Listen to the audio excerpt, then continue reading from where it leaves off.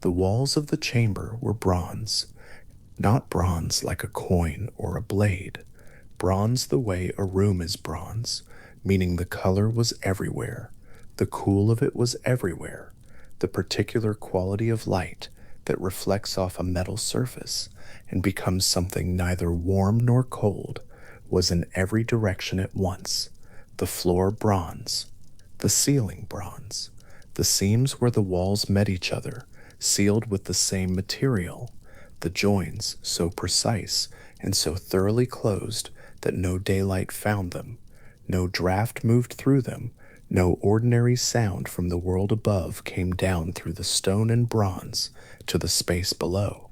It was a room built to contain, and it contained everything it was given, including the silence, which was of a quality rarely encountered above ground, the silence of a place that has been sealed and remains sealed, the air inside it belonging entirely to itself. This is where the story begins. Perhaps not with a hero setting out across the sea, not with a sword or a monster or a prophecy fulfilled, though all of those are coming, carried inside this beginning, the way a seed carries what it will become. The story begins here, underground, in a room made of bronze, in the oldest part of the tradition, where a king named Acrisius of Argos had placed his daughter because an oracle had told him something he could not forget. The oracle at Delphi was not in the habit of offering reassurance. What it offered were pronouncements, answers to questions posed in the smoke and the silence of the sanctuary at the base of Mount Parnassus, and the answers it gave were specific in their content and absolute in their implication, which meant that a king who asked a question of the oracle at Delphi was committing himself in the act of asking to a future that could be known but could not be altered. Acrisius had asked about his line of succession, about whether he would have a son to carry the throne of Argos forward, and the oracle had answered him with something adjacent to that question, but far more troubling. He would have no son, but the son of his daughter would one day be his killer. That was the knowledge he carried back from Delphi. That was what he brought home to Argos, where his daughter Dana was still young and had not yet been given in marriage to anyone. Acrisius had a daughter named Dana. The tradition says she was beautiful, though the beauty is not the point of what he did with the knowledge from Delphi. The point was the prophecy, the specific oracle-confirmed fact that a son born to Dana would one day end his life. The simplest solution, from a certain angle, was to ensure that Danae never had a son, and the method Acrisius chose was the underground chamber of bronze. The chamber was built to be complete. It was built in the way the tradition describes it, as a room that could receive a person and hold that person in the absence of anything ordinary, sunlight, weather, the casual contact with the world that any life accumulates simply by being lived at the surface of the earth. Danae was placed inside it. She had, from that point, the walls and the ceiling and the floor, the constant temperature of an underground space, the still air, the absence of the sea wind that moved through Argos on most days, and carried with it the smell of salt and the sound of the gulls working the harbor. She had the particular quality of bronze light in a sealed room. She had time, which in a sealed room is not the same substance it is above ground, because nothing marks it, no changing of the light from morning to afternoon to evening, no sound of the street outside, shifting from the sounds of morning to the sounds of evening, no weather, no seasons arriving and departing through the windows. In the bronze chamber, time was simply duration, and Danae was inside it. What the tradition holds is that Zeus, the king of the Olympian gods, the god of sky and thunder, and the particular sovereignty that comes from sitting at the top of every hierarchy, descended into the sealed bronze chamber, not as anything that would breach its walls or find its seams, but as a shower of golden rain. This is the image that has persisted through every version of the tradition, from the earliest sources onward, and it is worth sitting with it rather than passing through it quickly, because it is genuinely unusual, even within a tradition that accommodates a great many unusual things. Not a figure climbing down, not a shape pressing through the earth to reach her. Rain, rain that was golden, falling in fine threads in a sealed underground room, in a place where rain had no logical origin and the sky was nowhere near. The light it produced was gold and belonged entirely to the room. The sound it made, if it made any sound, was absorbed by the walls. Whatever the tradition means by this, and commentators from ancient times onward have offered readings ranging from the literal to the metaphorical to the straightforwardly astronomical. What the myth carries forward from it is Danae underground in a room of bronze and gold light filling the space, and from that union a child. The child was Perseus. He was born in the bronze chamber, which means the first room he ever knew was sealed and underground, lit by no ordinary light, containing only his mother and the specific silence of a place built to hold its contents without release. The tradition does not dwell on the time between his birth and his discovery, at Perseus somehow becoming aware, through the noise an infant makes in a sealed room, or through some other means. The sources do not specify precisely that the prophecy had not been prevented, but had simply been deferred, that his daughter had produced a son after all, and the oracle's words were now walking around inside the bronze chamber in the form of a small boy. Faced with this, Acrisius found himself in the position the tradition frequently places its kings, caught between what he knew he should not do and what he could not bring himself to do directly. He could not kill his own daughter. He could not kill his own grandson. The tradition is clear that these acts were not simply forbidden by custom, but were genuinely unavailable to him in some deeper sense, that the direct killing of kin was a transgression that lay outside the range of things he could perform, no matter what the oracle had said.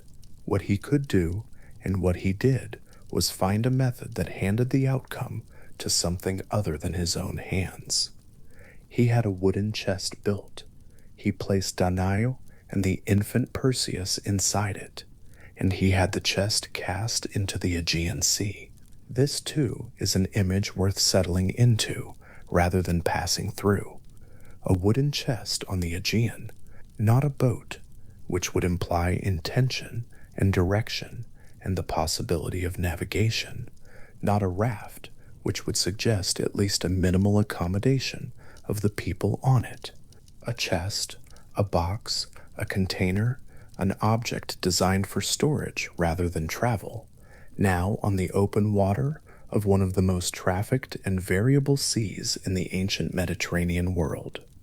The Aegean has weather, it has current, it has, in the narrow straits between its islands, conditions that can shift from placid to turbulent inside an hour, and it has the open stretches between the Cyclades, where the wind comes off the Greek mainland and builds against nothing until it reaches the Turkish coast. Dana and the infant Perseus were on that sea, inside a chest, going where the water took them. What the tradition holds is that they survived. The chest rode the Aegean, whether by divine protection, by the particular luck that the very old stories sometimes grant their central figures without explanation, or by the combination of the Aegean's prevailing currents and the timing of the season. The chest stayed afloat and moved. It moved across open water. It passed whatever islands lay between Argos and the Cyclades, the chain of islands in the central Aegean that the Greeks called the Cyclades, meaning the circular ones, named for the way they ring the sacred island of Delos at their center. And among those islands, the chest came to rest at Seriphos. Seriphos is one of the westernmost of the Cyclades, a small island of pale limestone and volcanic rock that sits in the open Aegean west of Paros and south of Kythnos. It is not large. The ancient sources do not celebrate it for anything except its role in this particular story, and the story treats it as exactly what it appears to be, a small wind-worked island of the central Aegean, far enough from Argos that no one there would know Danae or the child, close enough to the shipping lanes of the ancient sea that it was inhabited, fished, and ruled by someone with enough authority to be called a king. In a myth that begins underground and opens onto the wide Aegean, Seriphos is the first piece of solid ground the story allows. The man who found the chest was a fisherman. His name was Dictys, and the tradition preserves the meaning of that name. Dictys, in Greek, means net, a fisherman whose name meant net, drawing something from the sea. There is a quality to that coincidence, or to that naming, that the tradition simply presents without commentary and leaves to sit in the mind as it will. Whether the name is a construction backward from the story, the fisherman who pulled the chest from the water being given, afterward, the name for the instrument of his finding, or whether the name came first and the story gathered itself around it, the tradition does not say. What the tradition says is that Dictys was at his work, pulling his nets in the coastal shallows near Seriphos. When the chest came into his hands, it came not through a dramatic encounter on the open sea, but in the shallow water near the shore, the chest riding in on the Aegean's movement and coming to rest in the fisherman's range, the way things that have traveled a long distance will sometimes come to rest very quietly in an ordinary place in the hands of an ordinary person. Dictys pulled it through the shallow water, hand over hand, and drew it onto the shore. Inside the chest were a young woman and an infant, both alive after however long the Aegean had carried them, the child small enough that the sounds he made would have been the first sounds from inside the chest that Dictys heard as he brought it in. The tradition is not specific about what Dictys made of this. It does not give him a speech, does not describe his expression or his thoughts, does not record any astonishment or deliberation. What it records is his action. He took Danae and the infant Perseus into his household on Seriphos. He brought them home. The word the tradition uses in its various accounts implies shelter, roof, provision, the thing that a household is, which is a structure that stands between the people inside it and the weather outside, that has a hearth and a supply of food, and the basic arrangement of a life being lived under stable conditions. Dictys gave them that. He sheltered them both under the roof of his house, and Perseus began to grow up there, on a small Aegean island, in the household of a fisherman whose name meant net. This is the quiet matter that the myth's earliest section concerns itself with before any of the larger events begin to accumulate.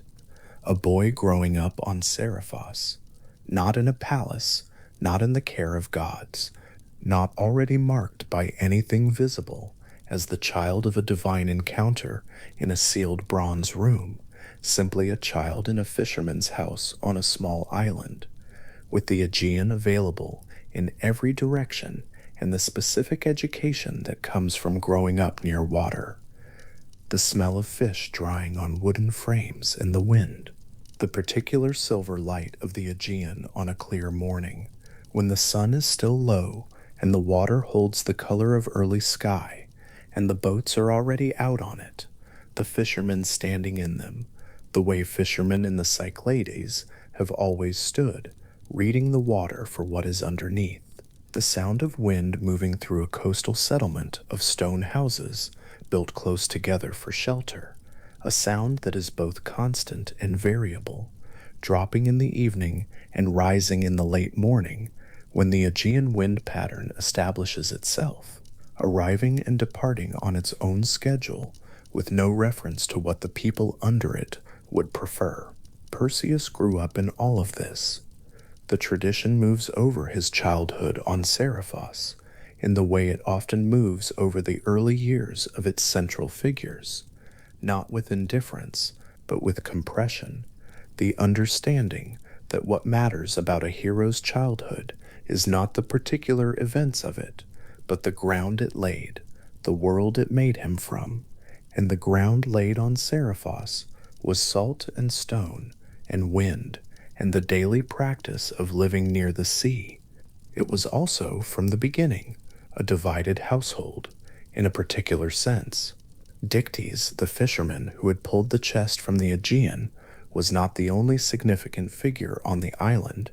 His brother Polydectes ruled Seriphos as its king, and in the way that brothers who rule from different positions will often find themselves at cross purposes, the fisherman and the king related to Danae and Perseus in ways that were not at all the same. But that is not yet where the story goes. The story, in its earliest register, is content to establish the simplest facts: the island, the fisherman's house, the sound of the sea, a boy growing up. Polydectes is present in the background, the way weather is present, a known condition of the place, acknowledged and set aside for now, not yet the source of any event that requires attention. The myth does not hurry. The oldest stories rarely do. They are patient with their beginnings in a way that the people who later retold them sometimes were not, and there is something worth staying inside. The particular unhurried quality of the tradition before it accelerates when it is still setting its world in order and attending to the details of a childhood, and an island, and an ordinary life being lived on the edge of an extraordinary one. The Aegean, for its part, knows nothing about any of this. It does what it has always done, moves its weather in from the northwest, pulls its currents through the straits between islands, turns the color of hammered silver in the afternoon light, and a deep, impossible blue in the middle hours of a clear day. The islands sit in it as they have always sat, each one a piece of rock that the sea has not yet claimed, separated from the others by the same water that separates Greece from everywhere else and has always been the medium through which things arrive and depart. Seriphos sits among them, a compact, wind-worn place of pale stone and the smell of brine, receiving in its coastal shallows whatever the current brings. The bronze chamber underground in Argos is sealed, the chest is on the sea, the fisherman is pulling his nets. These are the three moments the tradition asks to be held simultaneously, the way a very old story will sometimes compress its entire movement into three images and let those images do the work of pages of explanation. The sealed room, the open water, the man with the net, each one a kind of threshold, a place where one condition ends and another begins. The room gives on to the sea gives on to the shore gives on to Seriphos, which is the first place in the story that could be called a home. It is a small island that is worth saying plainly, in the tradition that follows it. The gifts, the monsters, the flying sandals, the creatures at the world's margins, the great severing blow at the edge of the known earth. Seriphos is the smallest and the most ordinary thing in the story, and it is also, in this earliest section, the most important, because this is where Perseus is.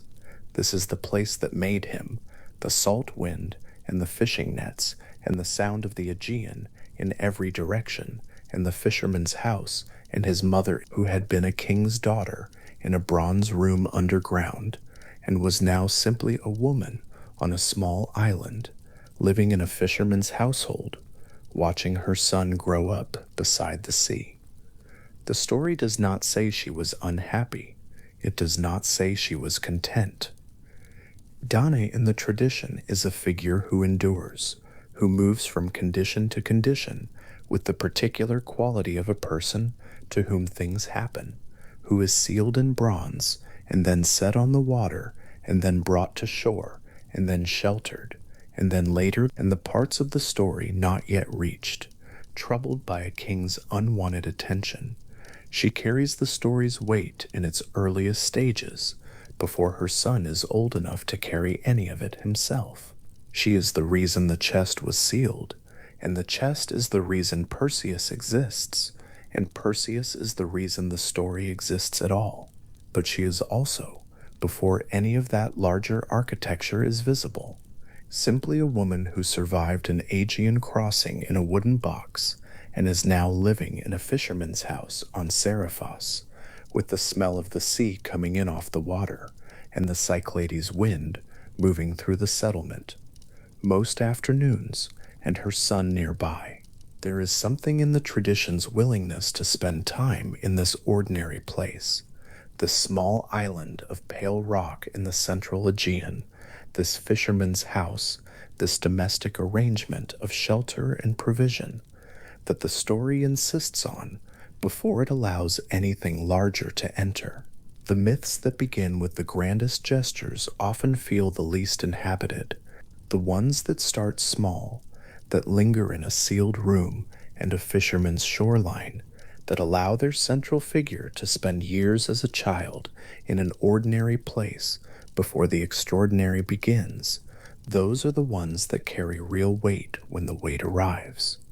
Because the listener understands where the person came from, because the ordinary world has been established well enough that the departure from it means something, and the return to it, if there is a return, means something more. Perseus, as of this moment in the story, is a small boy in a fisherman's house on Seriphos.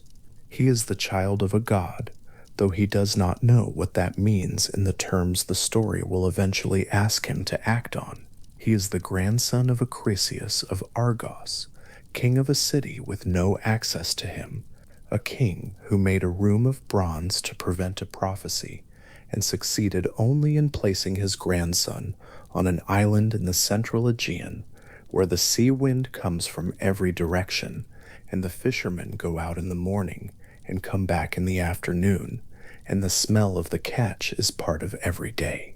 He is the child who was born underground and crossed the Aegean in a box and was pulled from shallow coastal water in a net by a man whose name in Greek is exactly that.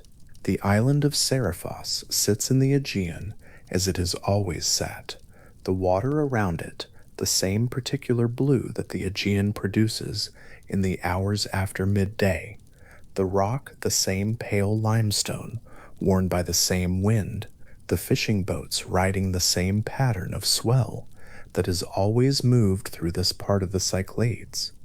Whatever the story will become, and it will become very much, it will always have begun here, in a small place at the edge of a sea, with the sound of water available in every direction and no indication yet on an ordinary afternoon in a fisherman's household that the boy inside it was the reason for any of it.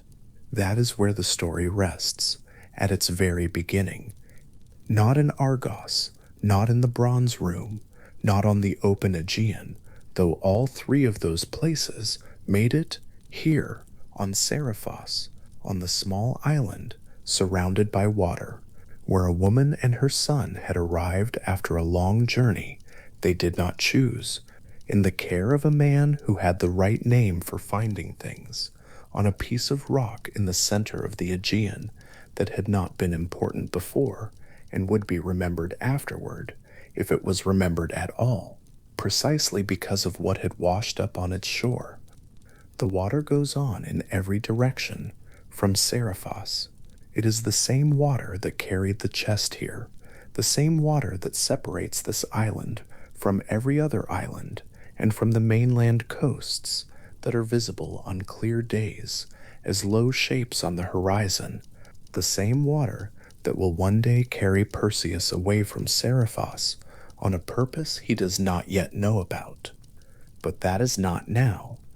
Now the island is simply the island, wind-worn and salt-scented and small, with the Aegean around it, going about the work it has always done, moving its light and its weather through the Cyclades, receiving what comes to it, giving up what it must, keeping its own character throughout. The story has arrived. The boy is on the island. The sea is there in every direction. And the story is patient, in the way of very old things, and in no hurry at all to become what it is going to become. A pair of sandals lay on a flat stone surface in the light. They were small, smaller than a grown man's hand would expect, looking at them, and the leather of the straps was pale and smooth, the kind of pale that comes not from newness, but from age so complete it has passed through every stage of wear and arrived at something almost luminous. The sandals were unremarkable in their shape. They followed the ordinary form of Greek footwear, a flat sole, straps crossing the instep, the whole construction modest and functional in the way that everyday objects are functional, designed to carry a person from one place to another without ceremony. And then there were the feathers, along each heel and rising from the back of each ankle strap. A dense cluster of small white feathers grew from the leather itself, as though the sandals had been made partly from a bird, not decorated with feathers, not trimmed with them as ornament, but genuinely, continuously feathered in the way that a living wing is feathered, each small shaft anchored and overlapping the next, the whole surface lying flat and dense and impossibly soft against the pale leather. At rest, the wings folded down against the sides of the sandals. They did not extend. They did not stir. There was nothing in the appearance of them, lying still on the stone, that announced what they could do.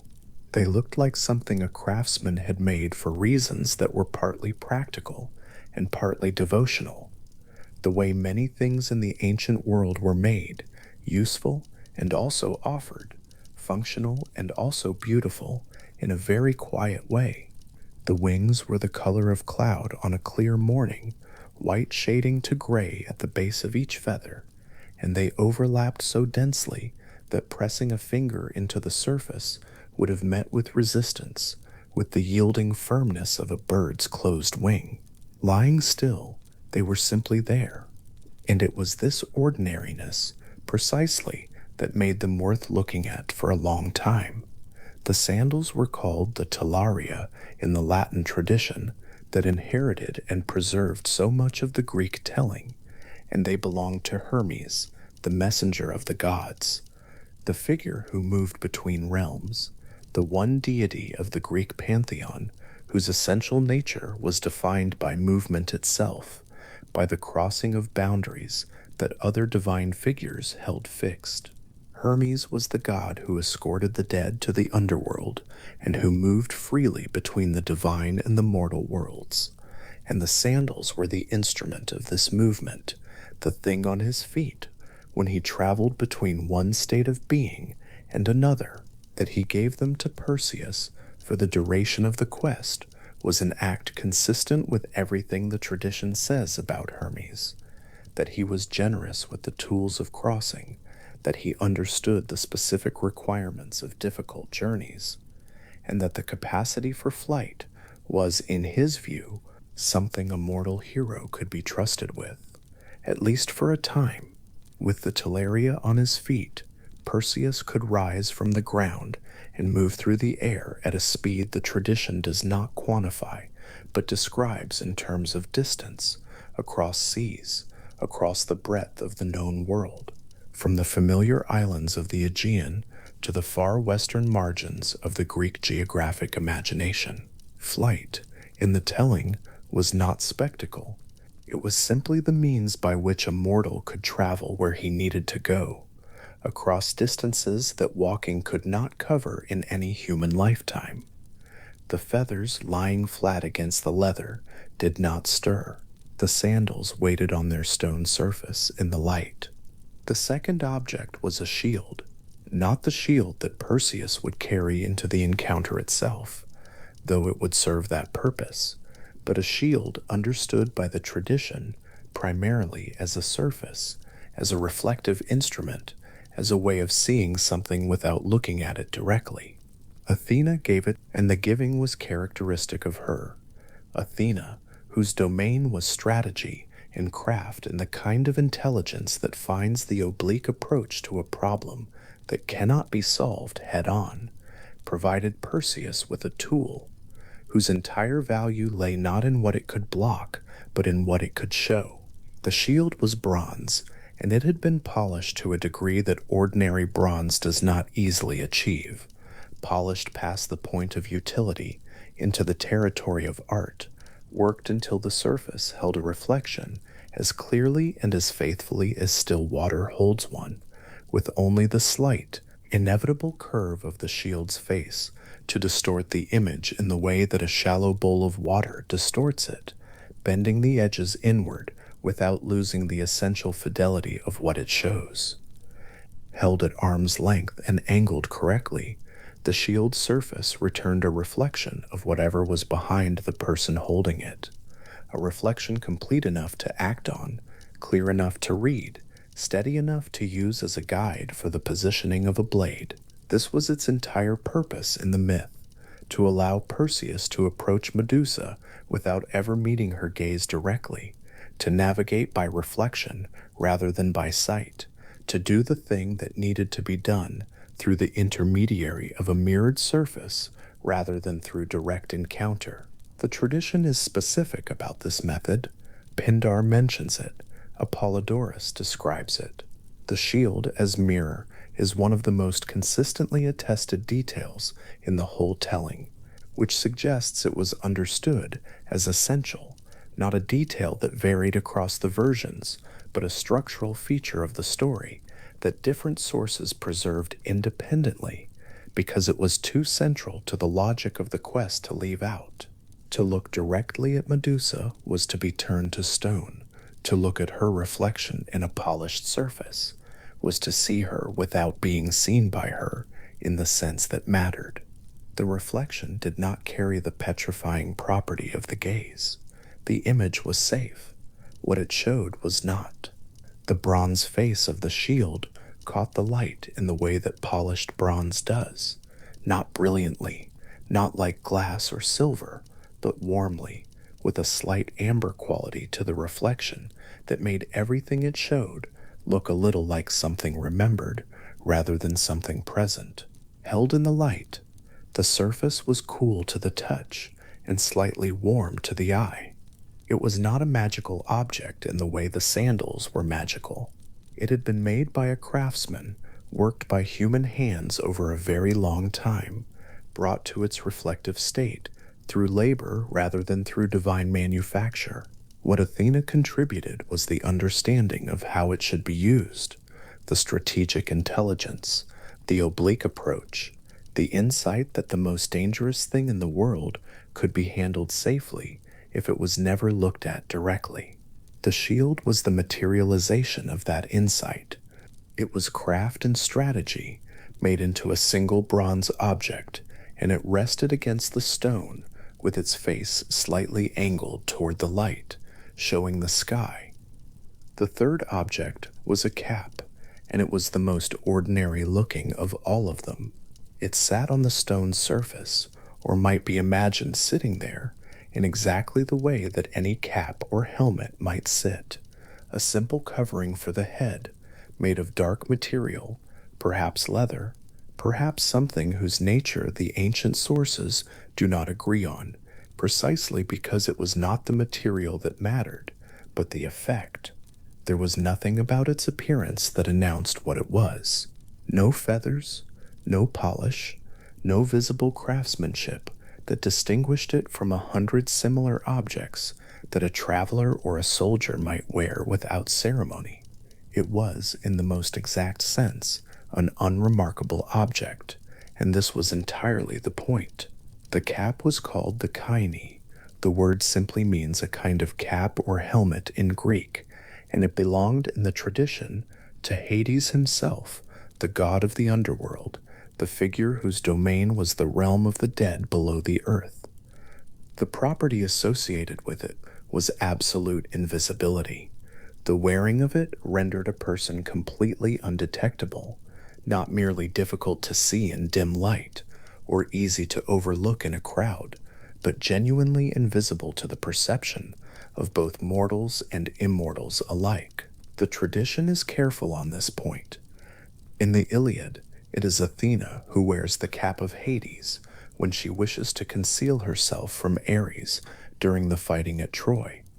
Concealed even from a god, even from one who is actively looking, even in the middle of a battlefield where anything unusual would be noticed. The cap does not merely obscure, it removes. The person wearing it simply ceases to be present in the world as a visible thing, ceases to register on any sense that any being might bring to bear in the search, and can move through any space, past any guard, through any pursuit, without the possibility of being found. It granted not stealth, but absence, not hiding, but removal from the category of things that can be perceived at all.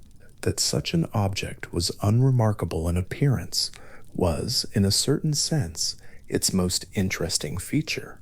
A thing that could make its wearer entirely invisible to gods and mortals looked when sitting on a stone surface, waiting to be used, like something left behind by a traveler who had gone inside for the evening and would come back for it shortly. The dark material held no light. The shape was simple. There was nothing to look at. The tradition does not linger on its appearance because there was nothing in its appearance to linger on. What it was had nothing to do with what it looked like. It sat there quietly, and the only remarkable thing about it was that, in a moment, it would make something disappear. The nymphs who provided it to Perseus for the duration of the quest, the tradition places them in the far reaches of the known world, tenders of the divine gifts that Perseus could not have obtained through ordinary channels, are not described in detail in most versions of the telling. They are figures at the edge of the story, rather than at its center, presences who appear briefly to equip a hero and then withdraw. What they gave him, in the form of this cap, was not strength or speed or the ability to fight something he could not otherwise fight. It was absence, the power not to be there at all, in any sense that mattered, to anything looking. The fourth object was a bag. It was plain. It was in every external feature, exactly the kind of bag that a traveler might carry provisions in, woven fabric or leather, or something between the two, with a mouth that could be drawn shut with a cord. The whole construction, compact enough to be slung over a shoulder or held in one hand, deep enough to contain something of moderate size. The tradition calls it the kibbasis, a word that appears in Greek sources as the specific name for this specific bag, not a general word for bag, but the name belonging to this object, suggesting that the kibbasis was understood as a particular thing, a named artifact, rather than simply any container that happened to be available. Its function was straightforward, to contain Medusa's head after the kill, and to do so without allowing whatever property the severed head retained to operate through the fabric. The gaze that had petrified men and animals while Medusa lived did not cease to function at the moment of death. The tradition is consistent on this point. Perseus uses the head as a weapon multiple times after the kill, revealing it to enemies and watching them turn to stone, which means the head retained its property after separation from the body, retained it for however long it took Perseus to complete his journey home and deliver it at last to Athena. The kibbasis was what made this possible. The head inside the bag, with the mouth drawn shut and the cord pulled tight, was contained in darkness, and in darkness its gaze could not reach anything. The fabric held not through any visible strength. The bag was, in appearance, entirely ordinary, but through some property that the tradition implies without explaining precisely, the way many divine objects in Greek mythology imply their operation rather than describing it. This ordinariness was the kibisus's defining quality in the same way that ordinariness defined the cap of invisibility. It was a bag. It looked like a bag. The cord was the kind of cord that closes bags, and yet inside it, enclosed in its woven darkness, the most dangerous thing in the world was made harmless, not destroyed, not neutralized, but simply denied the thing it needed to function, which was light and space and a direction for the gaze to travel. The bag gave it none of these. The bag was simply shut, and what was inside was held still and dark and carried at a hero's side across the sky as he flew homeward over the Aegean toward everything that still needed to be resolved. The kibisus rested among the other objects on the stone surface, and nothing about its appearance distinguished it from the simplest useful thing. The cord was loose at the mouth. The fabric was flat. It was waiting to be filled with something it was the only safe container for in all the world.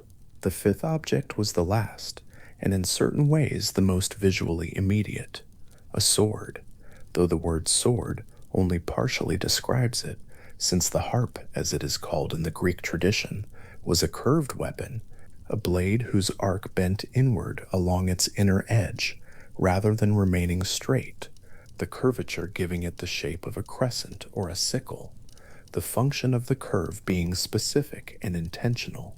A straight blade severs by being driven forward with sufficient force. A curved blade severs by drawing the arc of the curve through whatever it contacts, the geometry of the motion doing work that a straight blade cannot do as efficiently. The harp was designed for a severing blow in a way that straight blades were not, and its shape made this immediately legible to anyone who looked at it. The curve told the eye exactly what the blade was for. Hermes provided it, along with the winged sandals, equipping Perseus with the means of travel and the means of the act in a single generous provision. The harp as a type of blade carried, in the Greek tradition, a deep mythological resonance that extended far beyond the specific moment of Perseus's quest. The same type of curved sickle blade was associated in the oldest layers of Greek cosmology with Cronus, who used a similar instrument in the tradition as transmitted through Hesiod's theogony, in the act that divided the previous divine order from the one that followed it, the act of separation, from which, in the Greek telling, the world as it came to be understood was in some sense made possible. The harp was therefore not simply a weapon well suited to a particular task. It was a blade whose shape carried within it the memory of the oldest acts of divine separation in the Greek cosmological tradition, the moments when one order gave way to another, when a single decisive motion changed the nature of things irrevocably. Perseus held such a blade on his way to the edge of the known world. The tradition does not pause to note the resonance, but it is there in the form of the blade for anyone who looks at it long enough. Lying on the stone surface, the harp caught the light along the inner edge of the arc. The curvature gathered the light there and held it in a line that followed the crescent shape from one end of the blade to the other, the way a new moon holds light along its inner curve in the sky on a clear night. The rest of the blade was in shadow. The edge that would do the work was the edge that was lit, and it was lit continuously, without interruption, the light tracing the full length of the arc from handle to tip. The metal was darker than the polished bronze of the shield, not mirror bright but functional bright, the kind of surface that has been sharpened many times and holds its edge not through display but through honest maintenance. The handle was plain. The whole object was oriented toward a single purpose, and its shape communicated that purpose without ambiguity to anyone who looked at it. It was a blade made for one specific motion, and lying still in the light, the curve of it already described that motion in the air above the stone, in the direction the arc was tending, in the way a river already contains the shape of its own bending, even when nothing is flowing through it. These 5 objects, the feathered sandals, the polished shield, the dark and ordinary cap, the plain closed bag, the curved blade catching light along its inner arc, were assembled together in the myth with a specificity that the tradition took care to preserve across multiple independent sources. Hesiod mentions the winged sandals and the kibisis. Apollodorus catalogues all the gifts with the methodical attention he brings to mythological equipment, generally listing each one and its function in the way that a careful librarian might catalog a collection whose value lies precisely in the completeness of the record. Pindar's account of the quest in the 12th Pythian Ode centers on the encounter the gifts were assembled for, with the gifts themselves already in place, already given, already understood as the conditions that made the thing possible. Ovid, working in Latin centuries later, preserves the structural role of the gifts, even where he shifts emphasis toward the story of Medusa herself. Across the versions, what remains consistent is the specificity, not a general divine assistance, not a vague empowerment, but these particular objects with these particular properties, given by these particular figures. The tradition's insistence on specificity is itself worth noting as a feature of how these stories were transmitted and understood. Greek mythological heroes were not simply granted power by the gods. They were given tools, particular, named describable instruments, whose functions were precisely defined and whose limitations were equally precise. The talaria allowed flight. The cap allowed invisibility. The kibisis contained what needed to be contained. The harp would make the cut. The shield would allow a gaze to be navigated safely. None of these objects did more than what was required. None of them were general-purpose divine empowerments of the kind that might make any task possible. Together they constituted a specific solution to a specific problem, a problem that had been thought through, whose requirements had been assessed, whose solution had been designed with care, and then assembled piece by piece from across the divine order, from Hermes, from Athena, from Hades, by way of the nymphs at the edge of the world, each object arriving from a different source, each one addressing a different aspect of what the quest required. The sandals address distance. The world is vast, and the Gorgons are at its furthest edge, and without the ability to traverse that distance at supernatural speed, the journey could not be made in any human lifetime. The shield addresses perception. The danger of the encounter lies entirely in the direction of the gaze, and a way of seeing without being seen by what is looked at is the specific instrument the problem requires. The cap addresses the aftermath. After the kill, the surviving Gorgon sisters would pursue, and the only solution to a pursuit that cannot be outrun, because the sisters were immortal and Perseus was not, was to cease being present in any detectable sense, to remove oneself from the category of things that pursuit can find. The kibisis addresses containment. The head, once severed, remained what it had been, and carrying it safely required an object designed specifically for the purpose. And the harp addresses the act itself, the severing blow, done in the only way it could be done without looking at what was being cut, required a blade whose curvature would make the motion reliable and decisive even when performed through the intermediary of a reflection in polished bronze. Each object was, in this sense, an answer to a question that the quest posed.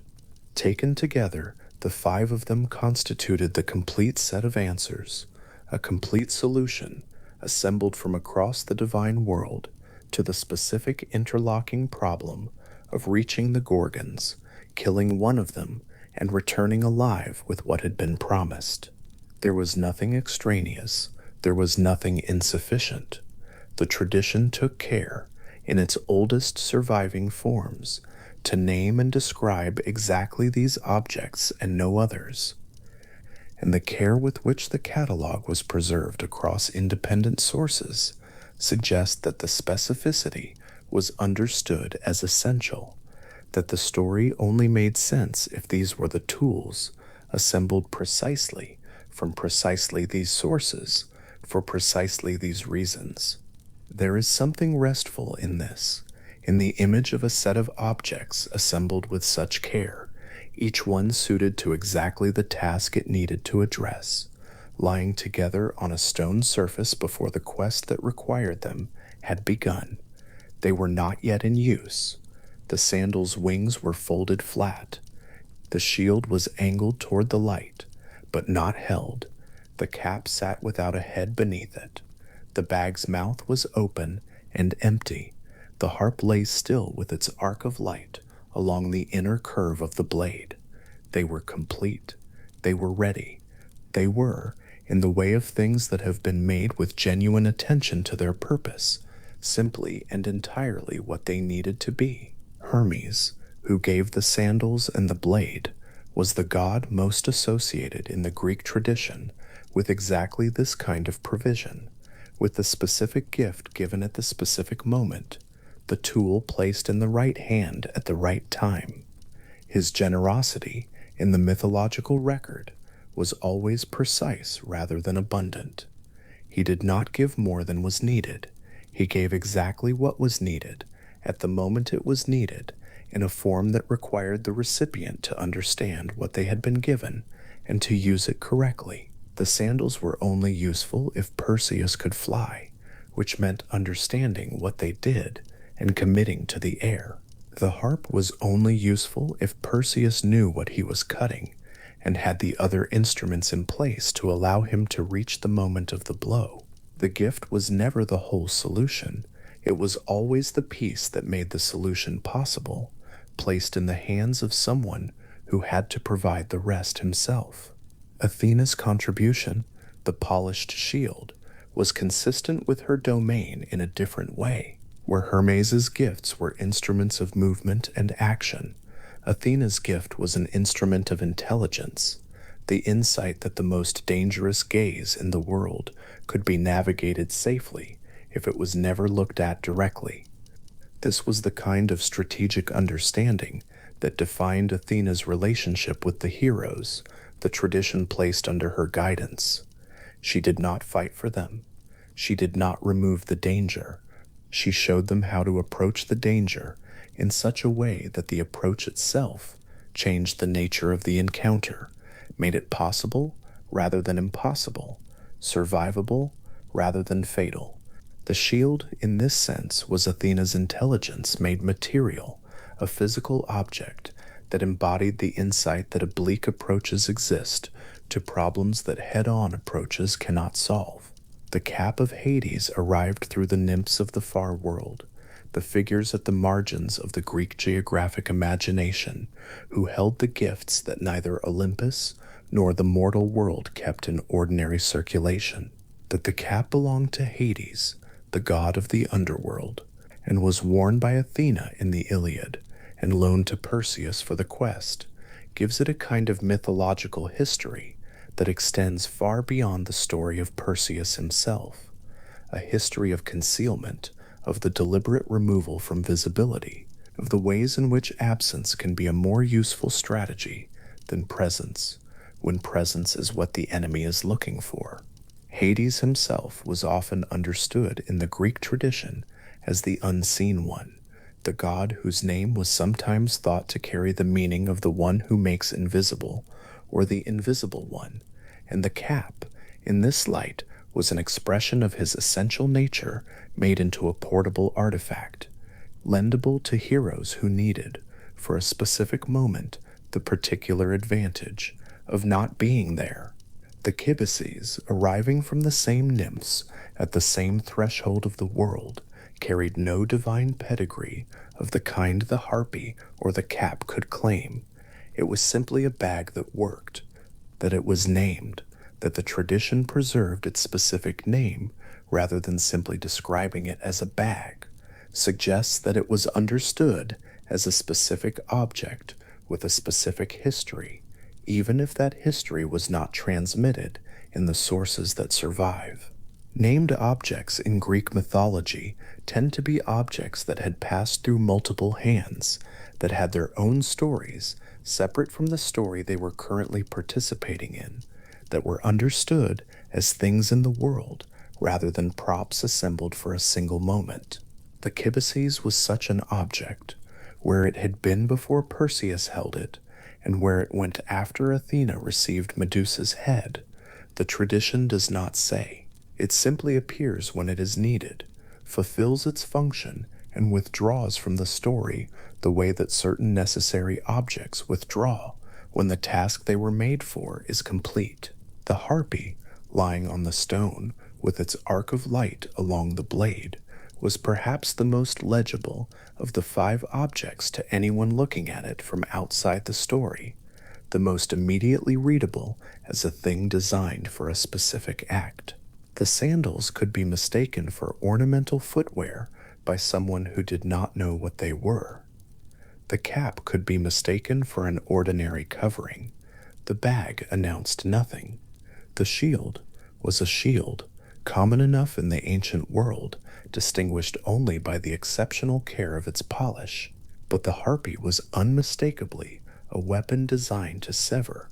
Its shape was its statement, and because that shape carried within it the memory of Cronus and the oldest divine acts the Greek tradition preserved, there was a depth to it, a resonance that came not from anything the blade itself could claim, but from the long history of the form. The fact that blades bent into this arc had appeared before in the tradition at moments of irreversible change. All 5 objects lay still. The quest that required them had not yet begun. The feathers were folded. The bronze held its reflection quietly. The cap sat in its own unremarkable completeness. The bag's cord was loose. The blade's arc caught the light along its inner curve without moving. They were assembled and waiting, each one precisely what it was, none of them doing yet what they had been made to do, lying together in the light of a day that had not yet asked anything of them. And there was a quietness to them, the particular quietness of things that have been made with great care for a specific purpose and have not yet been put to it, the way a very good tool has a kind of patience to it when it is resting, a stillness that comes from being complete and ready and entirely at ease with the waiting because it knows exactly what it is for. Phorcys and Ceto were among the oldest figures in the Greek understanding of the sea, not the sea of harbors and fishing boats and crossing lanes, but the sea in its deeper and more original sense, the sea as a thing that existed before the gods of Olympus arranged the world into its more familiar order. Their children were the creatures that belonged to that older, stranger ocean. The Graeae were among them, the Gorgons were among them, and Medusa, the youngest of the 3 sisters who bore that name, was born from that same dark and saltwater lineage, carrying within her origin the full weight of what the Greeks understood to be the most primordial dimension of the natural world, the ocean not as a place of trade and travel, but as the source from which monstrous and extraordinary things continued to emerge long after the Olympians had claimed dominion over the sky and the earth and the visible deep. The name Gorgon itself carries something of that original force. It derives from a Greek root that holds the meaning of a fierce, terrible, or dreadful gaze, a name that describes not what the Gorgons were made of, but what they did, or rather what their eyes were capable of doing to anyone who met them directly.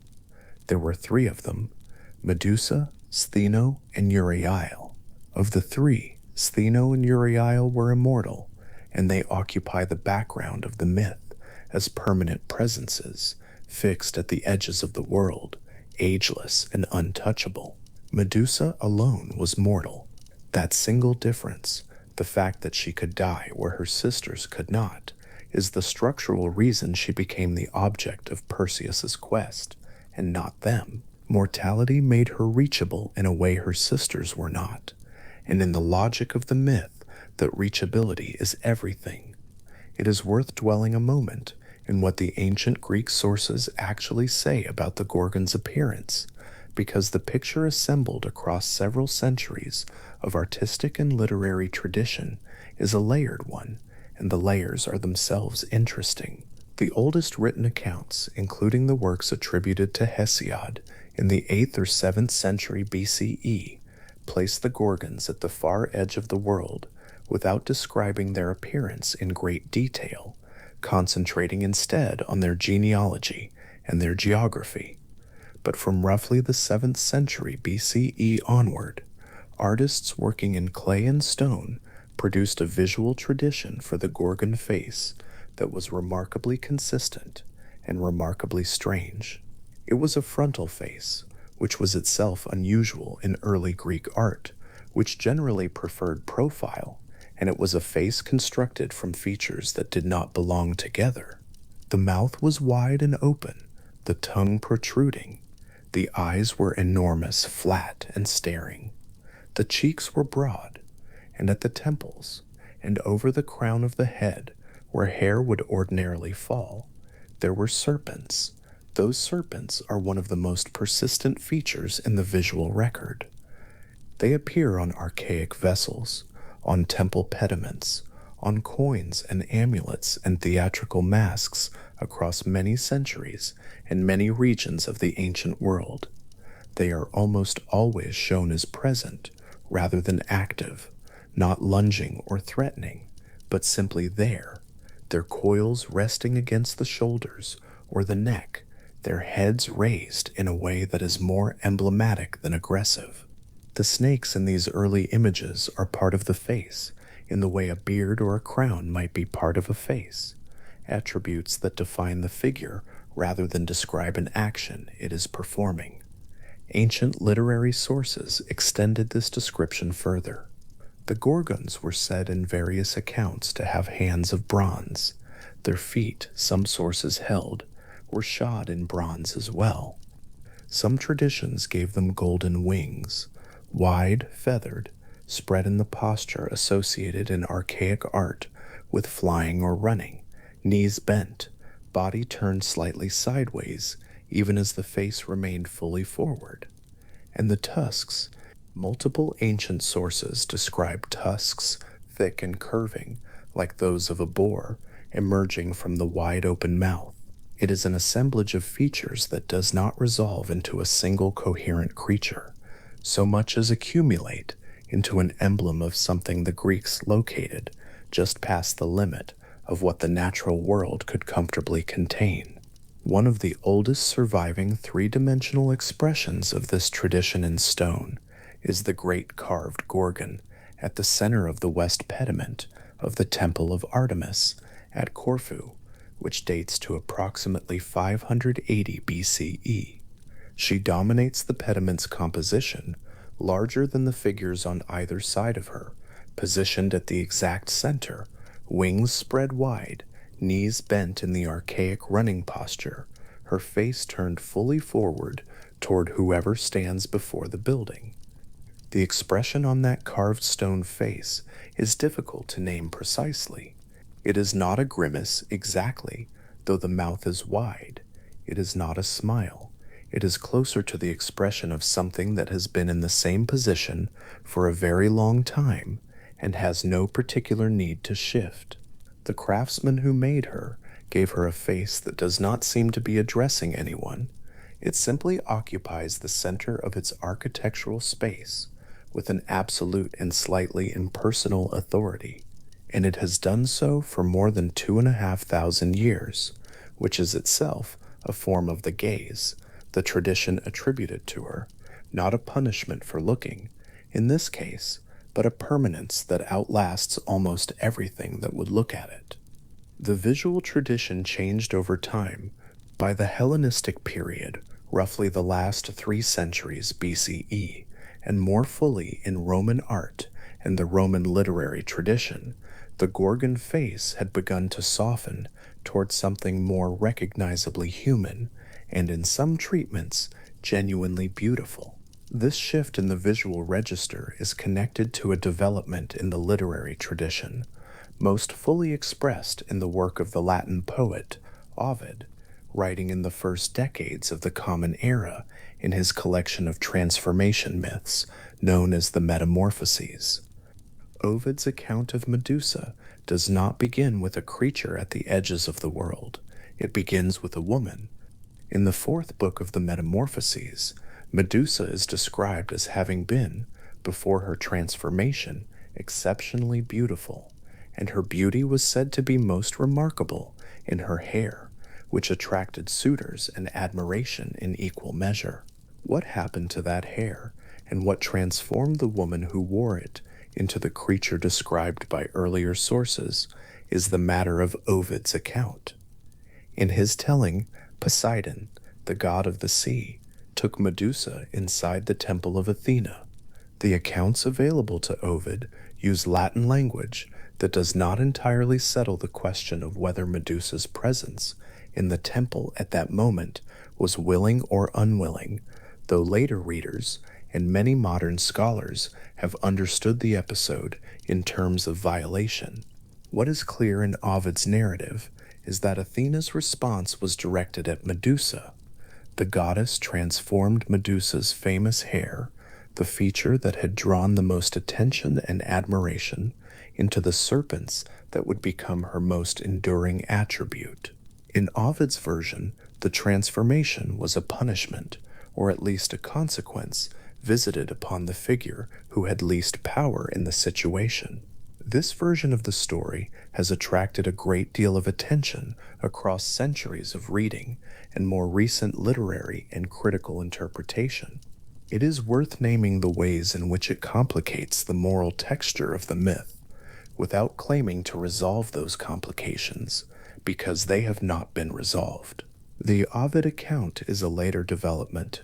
There is no surviving evidence of it in the earliest Greek sources, which treat Medusa's serpentine appearance as an original feature of her nature rather than the result of divine punishment. The Greek Medusa was born as she was. The Ovidian Medusa was made as she was, which is a meaningfully different proposition. Whether the Ovid version represents the poet's own invention, a lost earlier variant he was working from, or the product of a slow shift in the tradition over several centuries, is a question that survives without a clean answer. What it left behind is a figure layered in ways that the original archaic Gorgon was not, a creature whose appearance is inseparable from the question of what was done to her and by whom. The Greek geographic imagination placed the Gorgons in a particular region, distant, specific, and consistent enough across multiple sources to constitute a kind of mythological cartography. Hesiod located them beyond the stream of Oceanus, the great river that was understood to encircle the inhabited earth, its far shore constituting the boundary of everything the living world contained. Beyond that boundary, in Hesiod's cosmological geography, were regions that were not wilderness exactly, but something different from wilderness, places that existed at the outer limit of the structured cosmos, where the rules that governed the interior of the earth became thinner or different. The Hesperides were out there with their garden of golden apples and the great serpent that guarded the tree. The Titans, in some accounts, were imprisoned in regions associated with that same outer margin, and the Gorgons, in their lair on their island, or in their stretch of dim and shoreless country, depending on which source describes them, were located in that same zone of extreme western remoteness. Some ancient sources connected the Gorgons' territory, more specifically to Libya, in the far south and west of the Greek geographic imagination, a vast and poorly understood region that served in the ancient world as a general placeholder for the unknown interior of a continent that Greek travelers and traders touched only at its northern edge. Libya, in this sense, was not a precise geographic designation, but a direction, away from the center, toward the edge, into terrain that the Greek world associated with the generation of strange creatures and the production of things that did not comfortably belong to the ordered world. It was from Libyan soil that many of the older monsters of the Greek tradition were said to have originated, and the Gorgon's placement there, or near there, or beyond there, was consistent with the idea that this family of primordial sea deity offspring inhabited the zone where the known world ran out of map. What that region looked like in the ancient imagining of it is worth dwelling in for a moment, because the texture of it matters to the myth. It was not quite darkness, it was not night. The ancient sources that touch on it describe something more like the quality of light at the edge of the world, a low, undifferentiated illumination without a clear source, casting no strong shadows, belonging to no particular time of day. The land in these accounts was not fertile and not entirely barren, but marked by the evidence of what had happened to those who had wandered too close to the Gorgon's territory. Stone figures, scattered in the open air, frozen at the moment they had looked where they should not have looked.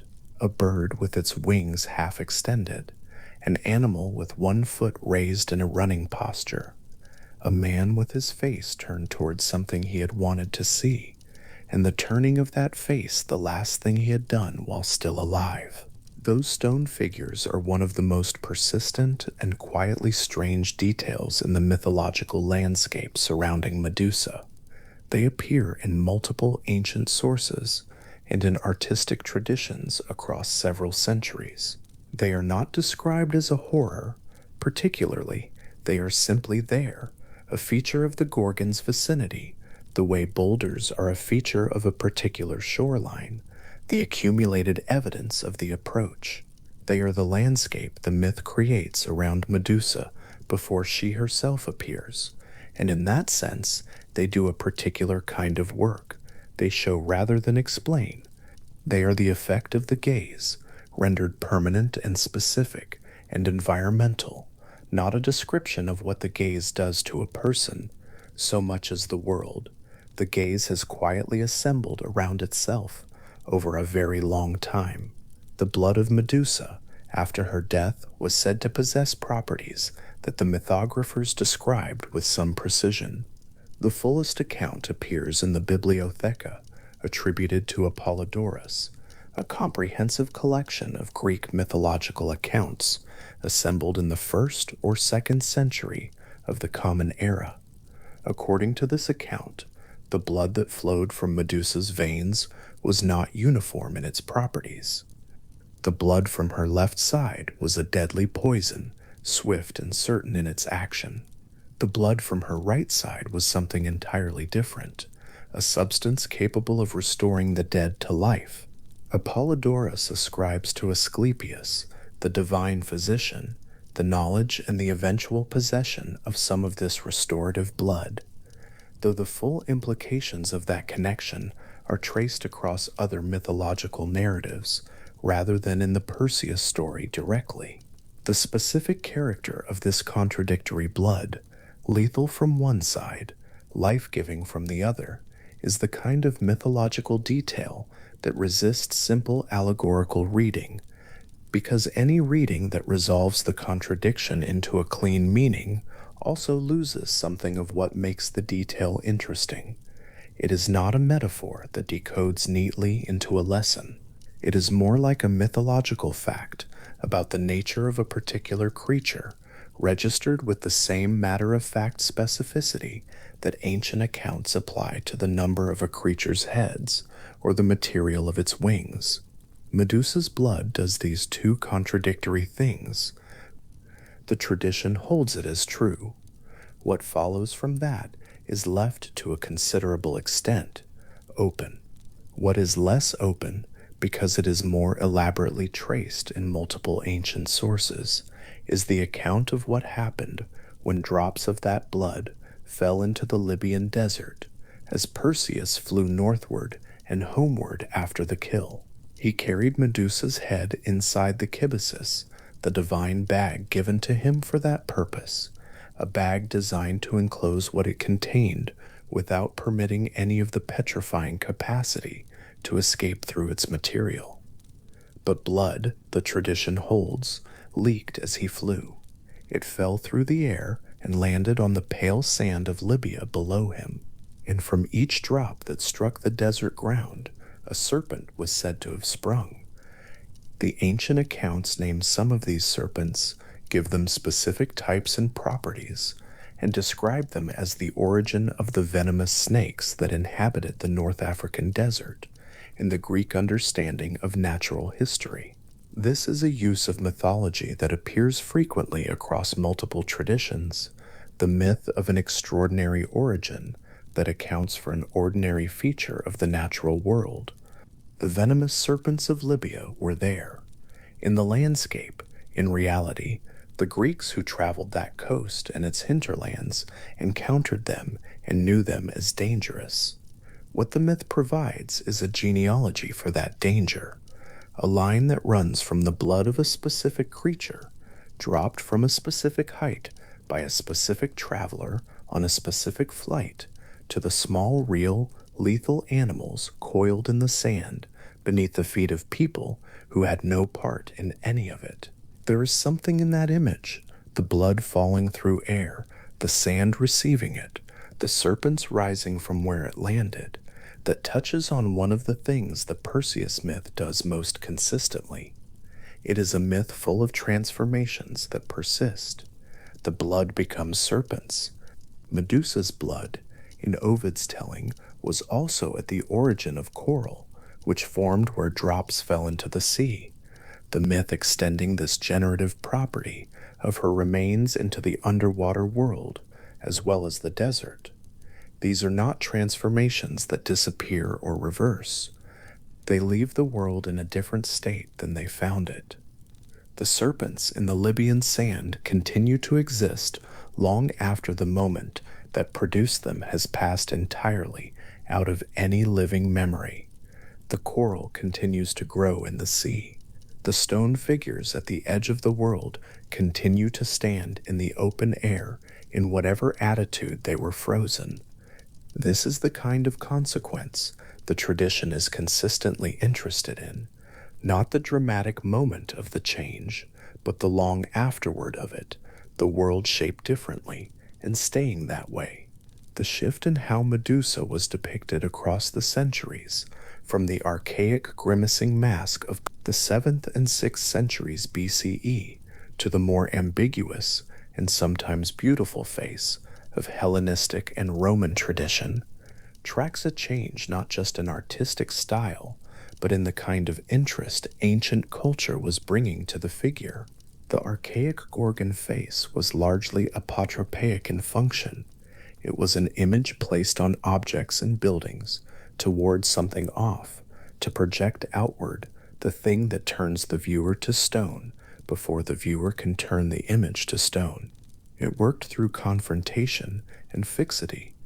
The face faced out. It stared. It did not invite anything in.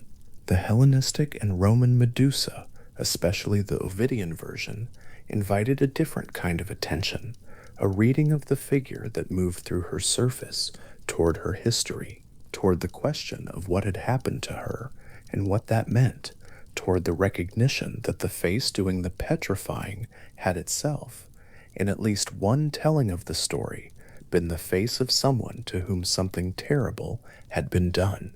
Both traditions were working with the same basic mythological material. Both were doing something genuinely with it. The earlier tradition fixed Medusa in her function, what she does, what happens to those who encounter her. The later tradition opened the question of what she was before that, and how she came to be what she became. Neither reading cancels the other. They are two different angles on the same old figure, preserved in stone and paint, and written language across a span of time that makes both of them, at this distance, ancient.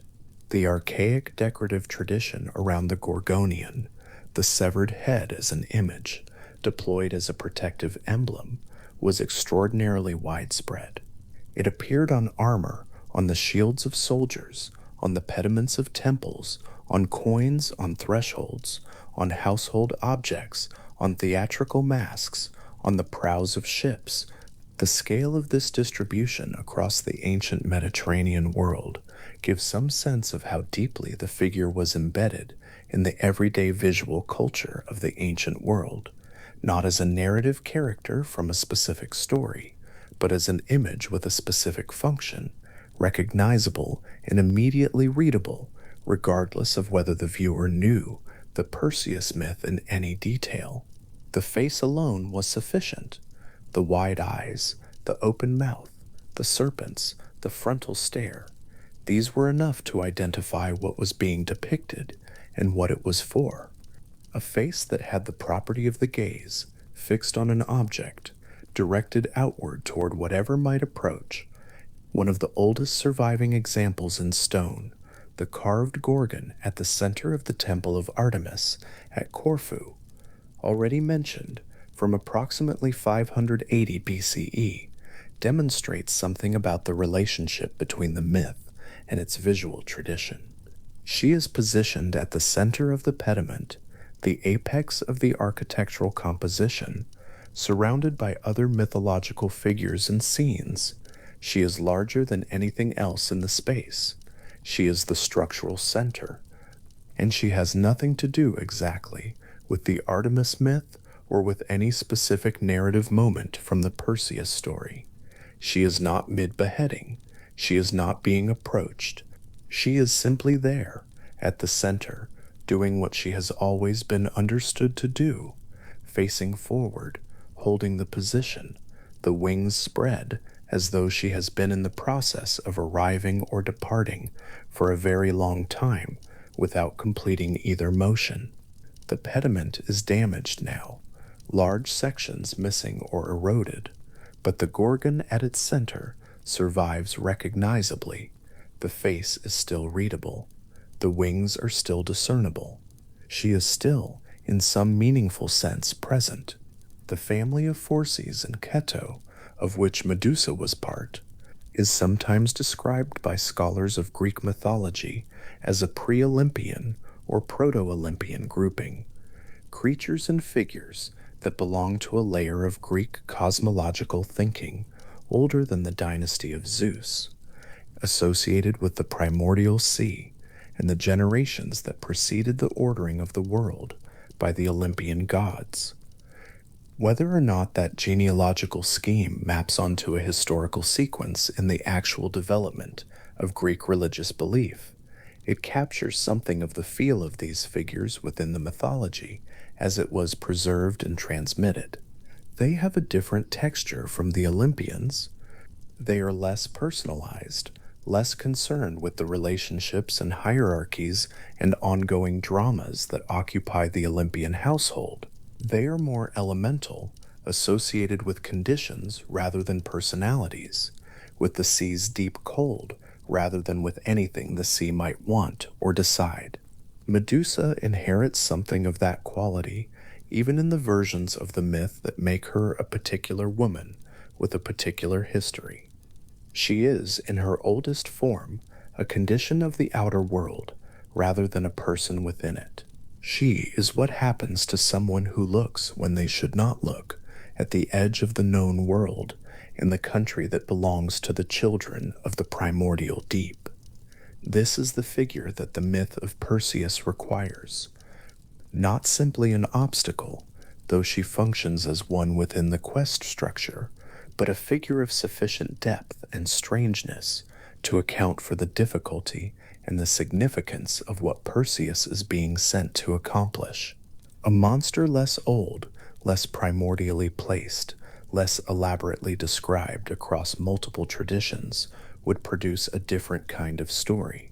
With the Greek mythological tradition preserved in the accumulated accounts of the Gorgon's parentage, their geography, their appearance, their blood and its contradictory properties, is a figure who opens outward in multiple directions simultaneously. She belongs to natural history, to cosmological genealogy, to the visual language of apotropaic protection, to the moral and narrative concerns of later literary tradition. She is, at any given point of entry into the accounts, simultaneously more than one thing. The serpents at her temples coil slowly. The great wings are spread in the posture of motion, but the figure does not move. The blood holds two contradictory properties in the same vessels, and when it falls, it generates life from what is, at the same moment, the evidence of a death. The face in the archaic stone is neither angry nor afraid.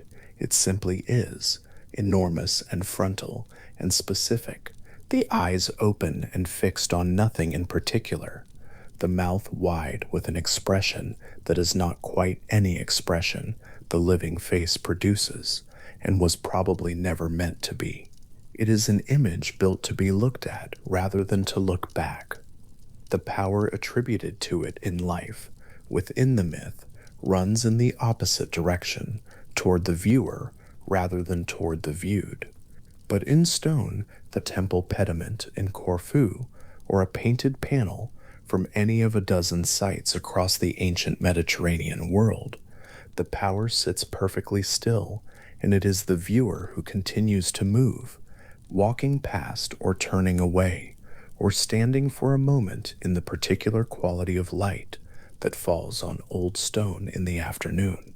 The drops of blood fell through the air above the Libyan desert, below a man carrying a sealed bag that held what the drops had come from, flying northward toward a different part of the world where the light was different and the ground was not sand. Each drop fell a long way. Each drop struck the pale surface of the desert in its own moment, the sand taking it in the way. Sand takes everything, slowly pulling the moisture flat, leaving a small dark stain that would dry in the sun. And from each of those stains, in the account the tradition preserved and transmitted across many centuries of retelling, something that had not existed before began to exist. The serpents of Libya, small and real and permanent, coiled in the sand and continued being what the blood had made them, long after the man flying above them had passed out of sight and the desert had returned to its ordinary stillness. The world was left with them. It did not ask how they came to be there. They were there, and the desert was the desert, and the sun was the same sun it had always been, and the stains in the sand where the drops had landed were already by then indistinguishable from the rest of the pale ground. The dwelling place of the Graeae had no weather in it. That is the first thing worth noting about the place, not its darkness, not its distance from the inhabited world, but the particular quality of its stillness, which was the stillness of somewhere that seasons had never reached. No wind moved through it. No rain had ever fallen there. The light, such as it was, came from no direction a traveler could name. It was simply present in the air, pale and even, neither morning nor afternoon, the kind of light that exists in a room where the windows face nothing in particular, and the hours have long since stopped mattering. Somewhere at the far margin of the Greek geographic imagination, in a region that the old sources describe as lying beyond the normal reach of the sun, the three sisters had always been there, in the same arrangement, under the same unmoving sky. They had been born old. That detail belongs to the tradition itself.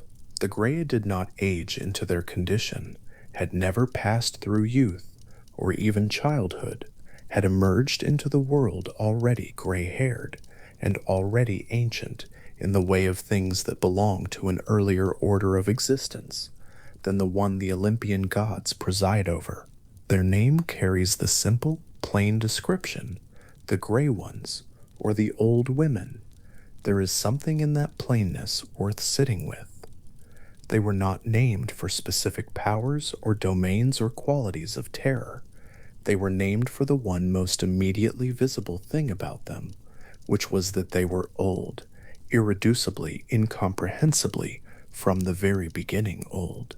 Their parents were Phorcys and Ceto, the same sea deities who gave rise to Medusa and her sisters, which placed the Graeae within that wider family of primordial figures who belong to the sea's deepest and most ancient layer, the layer that existed before the Olympian order settled into place and defined the world more precisely.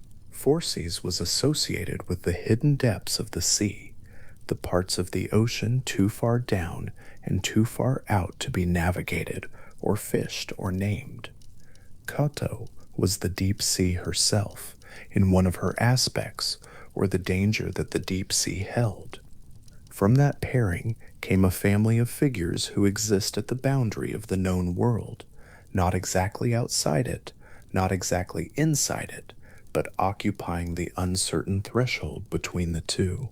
The Graeae were part of that family, and they held their position in that threshold with the patience of things that have had a very long time to grow accustomed to where they are. Pemfredo, Enyo, and Dino, those were the names the old sources give them. 3 names that carry between them a particular atmosphere. Pemfredo holds the sense of alarm or sudden warning. Enyo carries the weight of war terror, a figure whose name appears elsewhere in Greek tradition in connection with the noise and disruption of battle. Dino means dread, in the specific register of dread that belongs not to immediate danger, but to the anticipatory knowledge that something terrible exists. These are names, in other words, that suggest an outer aura rather than a nature, what approaching them might feel like from a distance, not what they themselves experienced from within their still, lightless dwelling. The names describe the effect before the encounter, which is perhaps the most honest way to name something that has never needed to introduce itself. And then there was the single eye and the single tooth. Those are the objects around which this entire encounter turns, the 2 shared organs that 3 beings passed among themselves as the need arose. At any given moment, 2 of the 3 Graeae were simultaneously blind and toothless, waiting in the pale dimness for the eye or the tooth to complete its circuit and arrive in their own hands again. The eye traveled between them across the space of their shared dwelling, moving hand to hand, briefly held in the air between the fingers of one sister and the open palm of the next, in a rhythm so ancient and so habitual that it would have required no thought and no announcement. The tooth moved in the same way. This was simply how they had always lived, in a rotation of partial perception, each sister seeing the world in turns, each sister briefly blind between one transfer and the next, and none of them apparently finding this arrangement anything other than ordinary, because for them it was. The Greek tradition does not record what it felt like to be one of the 2 sightless sisters waiting for the eye. That interior was not the tradition's concern. What the tradition preserved instead was the image itself, 3 ancient women in a dim place, passing a single pale eye between them, and it is an image that holds its strange, quiet quality across every retelling, from the earliest sources through every later version, because the image is genuinely unlike almost anything else in Greek mythology. There are monsters with unusual bodies. There are gods who transform. There are figures who travel between worlds, but 3 sisters sharing one organ of perception between them, each one taking turns at seeing the same world, is a different kind of strangeness, more domestic almost, more concerned with arrangement and practicality, the strangeness of a household that has arrived at an unusual solution to an unusual situation and proceeded to live inside that solution without distress. When Perseus reached them, he came from the inhabited world, from the islands and coasts and olive tree slopes that the Greeks understood as the normal landscape of human life, and traveled outward through a series of increasingly marginal geographies until he arrived at the place where the Graeae sat. The exact route the myth does not precisely map. The tradition is more concerned with the sequence of encounters than with the distances between them, and the geography of the far western edge of the Greek world was, in any case, more imagined than surveyed, a region described by Hesiod as lying beyond the stream of Oceanus, past the gardens of the Hesperides, in a place where the sun did its setting work and the light went out of the world. That was the general neighborhood of the Graeae, somewhere in the direction of perpetual dimness, past the last landmark a traveler might recognize. What Perseus needed from them was direction.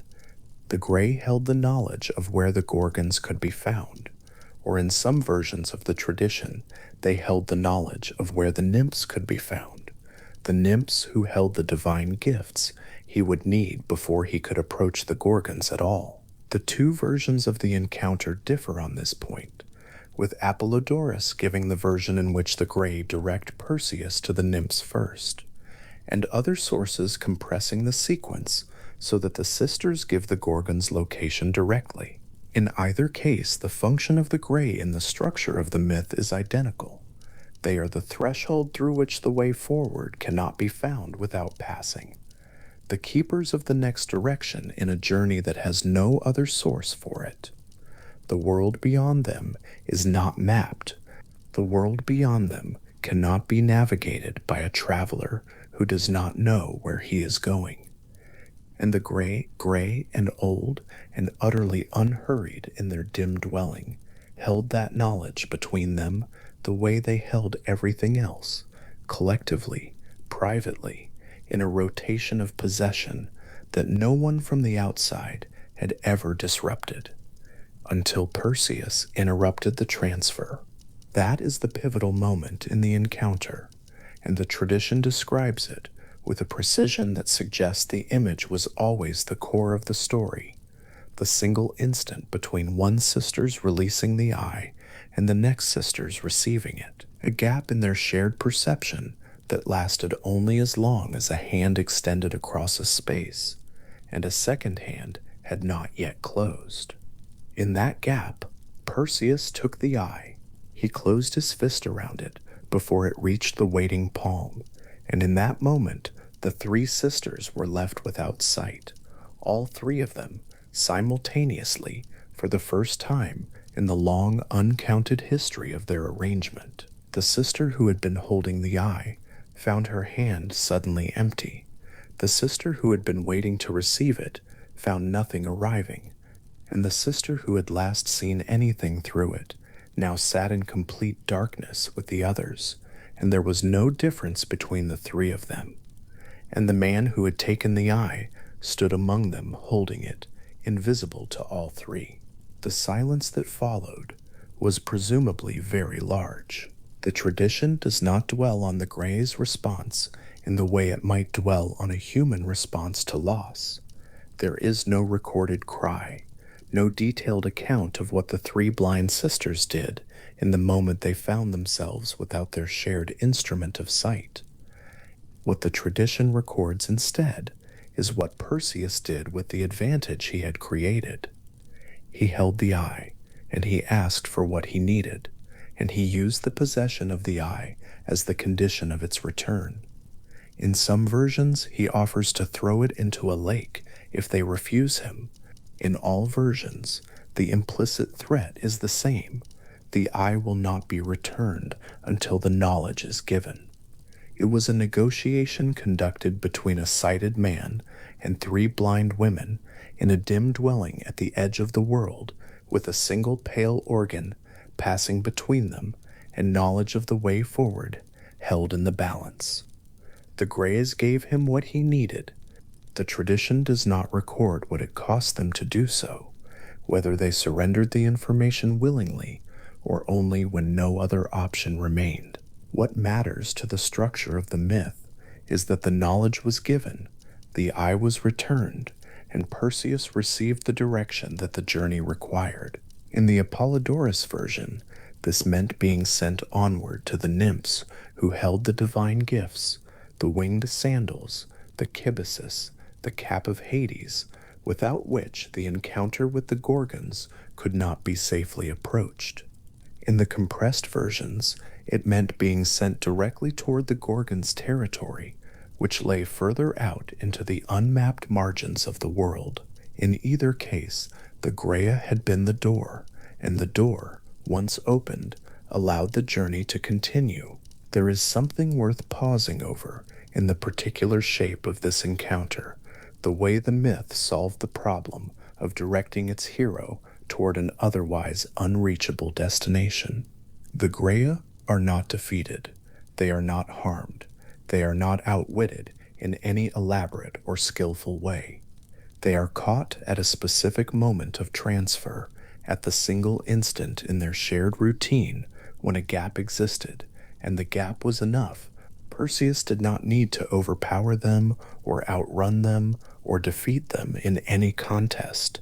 He needed to be present at the right moment and to be quick and to understand that the gap in their rotation was the only vulnerability available. In this, the myth is almost impersonally efficient.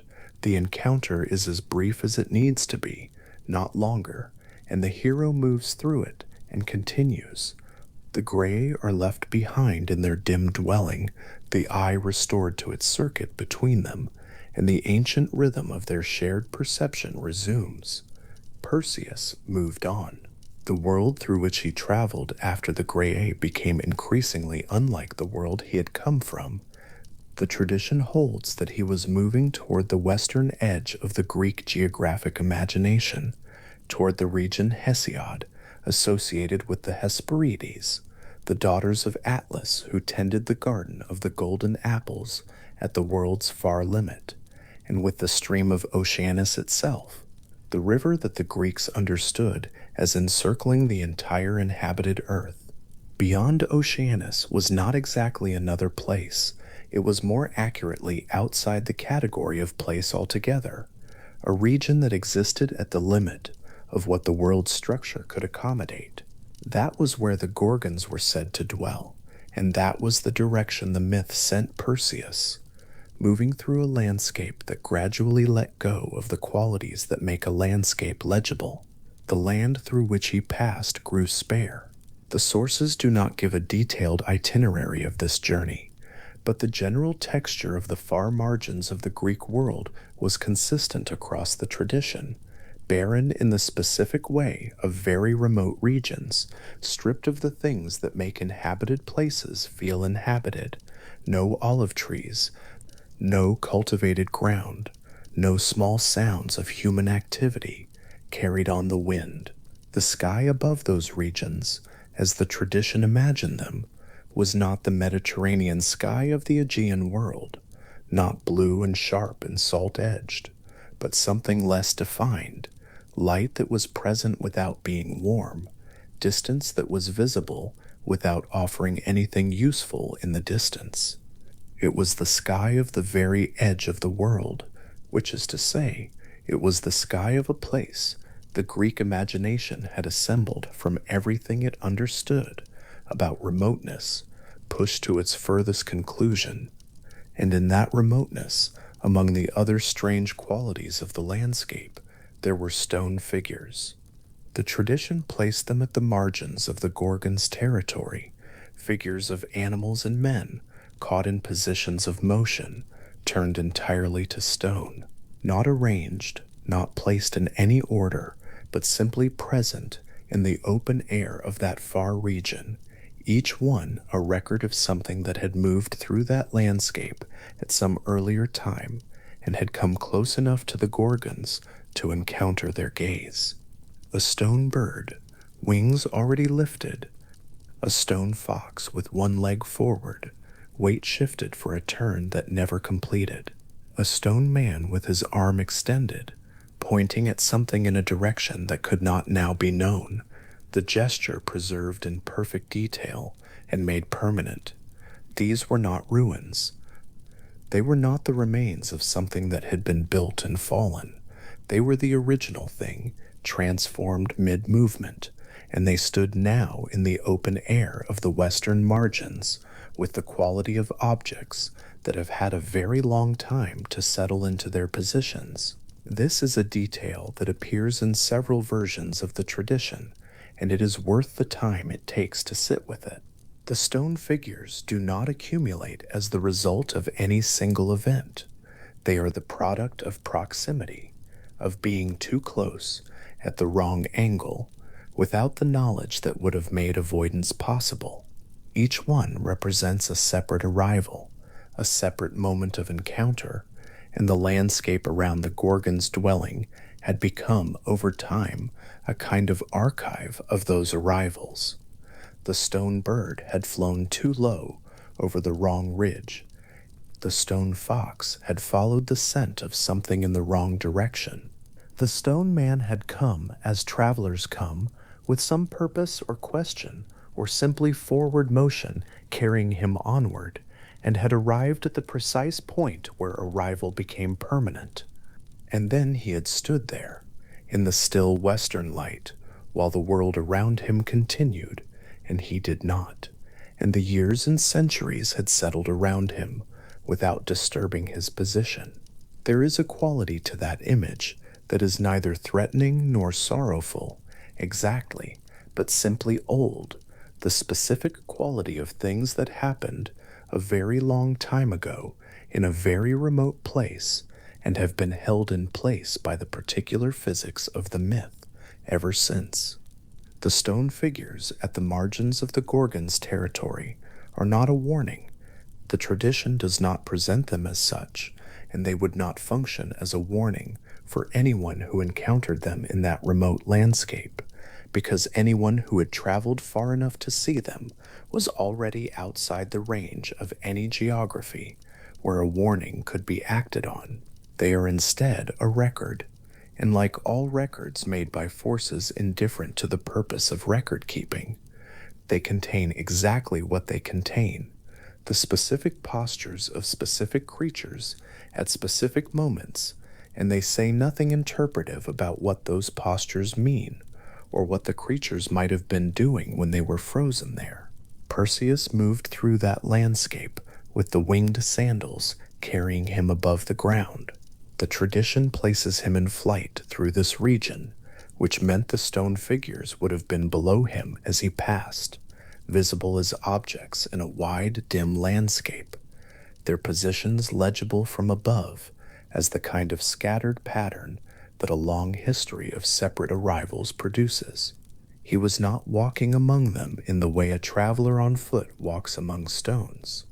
He was passing over them, and the ground below carried its record of encounters while he crossed it, and the Gorgon's territory was somewhere ahead in the same pale, directionless light that lay over the entire region. The furthest limit of that world in the Greek understanding was the stream of Oceanus, a river that circled everything, enclosing the inhabited earth, the way a frame encloses a painting, defining by its presence where the world that could be described ended and what could not be described began. The Gorgons dwelled somewhere near that edge. Some ancient sources place them on the Libyan shore, in the desert regions of North Africa that lay at the extreme reach of Greek geographic knowledge. Others follow Hesiod in placing them beyond Oceanus entirely, in a region that has no precise coordinates because the Greek imagination located it at the limit of coordinates altogether. The specific address does not ultimately matter for the structure of the myth, which needs the Gorgons to be unreachably remote, accessible only to someone who has acquired the specific tools and the specific knowledge that the journey has been designed to assemble. What matters is the quality of that remoteness, the accumulated distance between the world Perseus came from and the world the Gorgons occupied, a distance measured not only in geography, but in the sequence of encounters the myth required him to pass through to get there.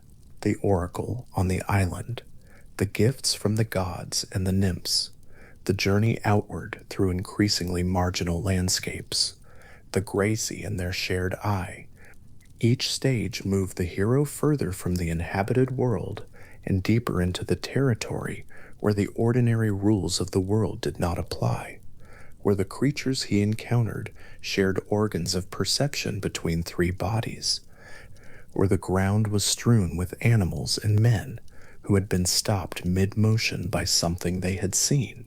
By the time Perseus arrived at the margins of the Gorgon's territory, the world behind him was very far away, and the world ahead was unlike anything in the geography he knew.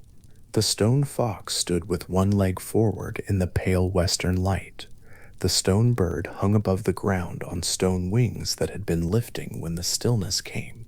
The stone man pointed in his permanent direction at whatever he had been pointing at, and the empty air above the finger held none of the information the gesture had originally intended to convey.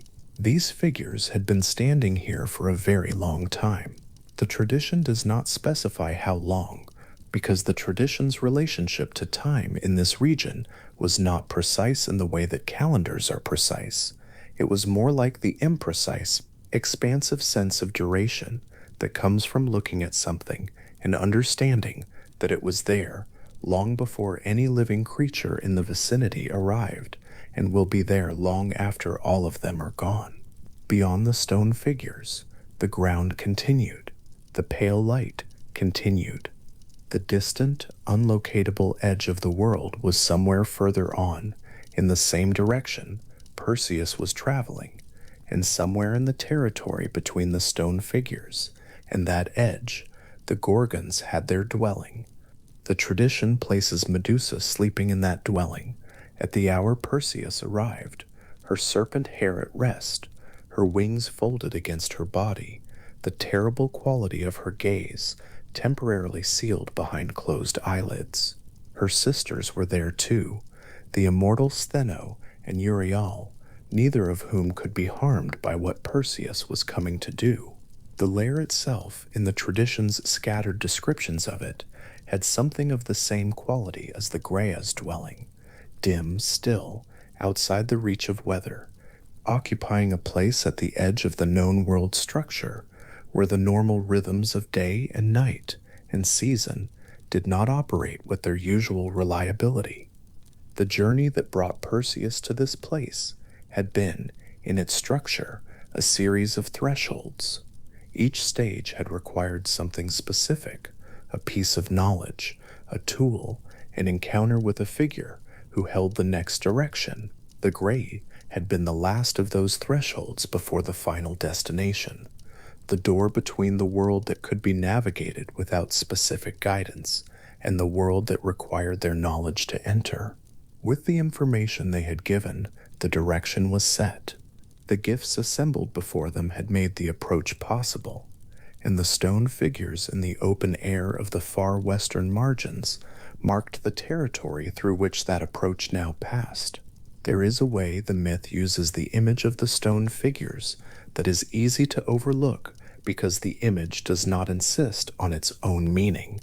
It simply presents the landscape as it is, populated with the arrested forms of everything that came before without the right preparation, and allows Perseus to pass through it as a traveler who is, this time, differently equipped.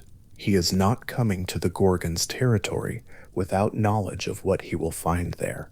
He is not arriving by accident or by the simple forward motion of a creature following a scent in the wrong direction.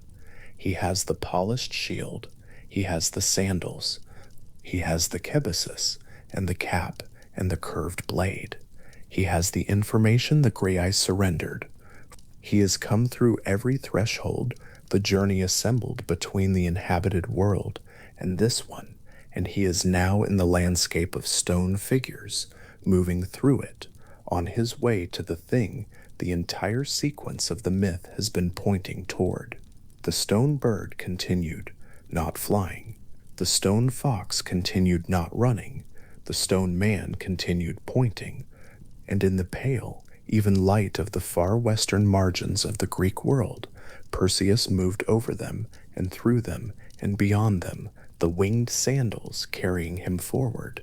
The Gorgon's territory, somewhere ahead in the same direction as the unlocatable edge of everything. What the myth holds at this moment is a quality of approach, not arrival, not yet, but the long-considered movement toward the destination, through a landscape that has been shaped by every previous approach that did not succeed. The stone figures are the record of those approaches. They stand in the open air as a kind of natural archive, each one documenting a particular failure of preparation, a particular arrival without the right tools or the right knowledge or the right moment of transfer between one old woman's fingers and another. Perseus was carrying the tools. Perseus had received the knowledge. The moment of transfer had been interrupted by his fist closing around the eye in that pale, lightless dwelling, and the eye had been returned only when the direction was given, and now the direction was being followed, and the journey was almost at its end. The ground below was wide and still. The light lay flat across it from no identifiable source. The stone figures were distributed across the landscape in the patient disorder of things that arrived one at a time over a very long period and stayed exactly where they were when they were stopped. And somewhere in the air above them, the winged sandals carried a young man from the island of Seriphus who had grown up with the sound of the sea in every direction and the smell of fish drying on wooden frames in the wind toward the far edge of the world where the Gorgons had their dwelling in the permanent still air. And the morning, such as it was in that region, held its even directionless light over everything and was not afraid of any of it, and moved in no particular hurry, and waited. The stone man's arm remained extended. The stone bird's wings remained lifted.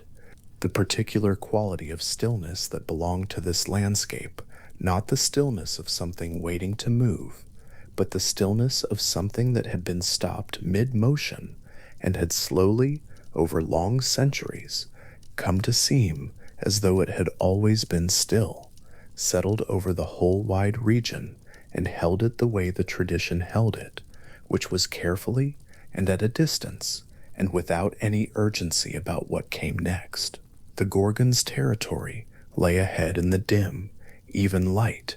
The stone figures stood their quiet stations in the open air behind, and between the two, the ground continued, pale, remote, outside the reach of any season, existing at the limit of the Greek imagination's ability to describe what the world was like at its own edge, patient and old and thoroughly unhurried, exactly as it had been when the stone bird first arrived and found its wings becoming stone before the landing, and exactly as it would continue to be long after any traveler passing through it had continued on their way and was gone. In the surface of the polished bronze shield, Medusa was sleeping. The image of her was slightly curved, the way all reflections curve in a shield's face, the convexity bending the surrounding stone and shadow into a shallow bowl of dim light. The serpents at her head were motionless. Each one lay as a sleeping creature lies, with a particular heaviness, a looseness at the joints, the coils settled rather than coiled, the small triangular heads resting on one another in a tangle of stillness. Her face, seen this way, in reflection, in the attenuated light of that far and marginal place, was neither the grimacing archaic mask of the oldest ceramic traditions, nor the ambiguous beauty of the later Roman accounts. It was simply a face.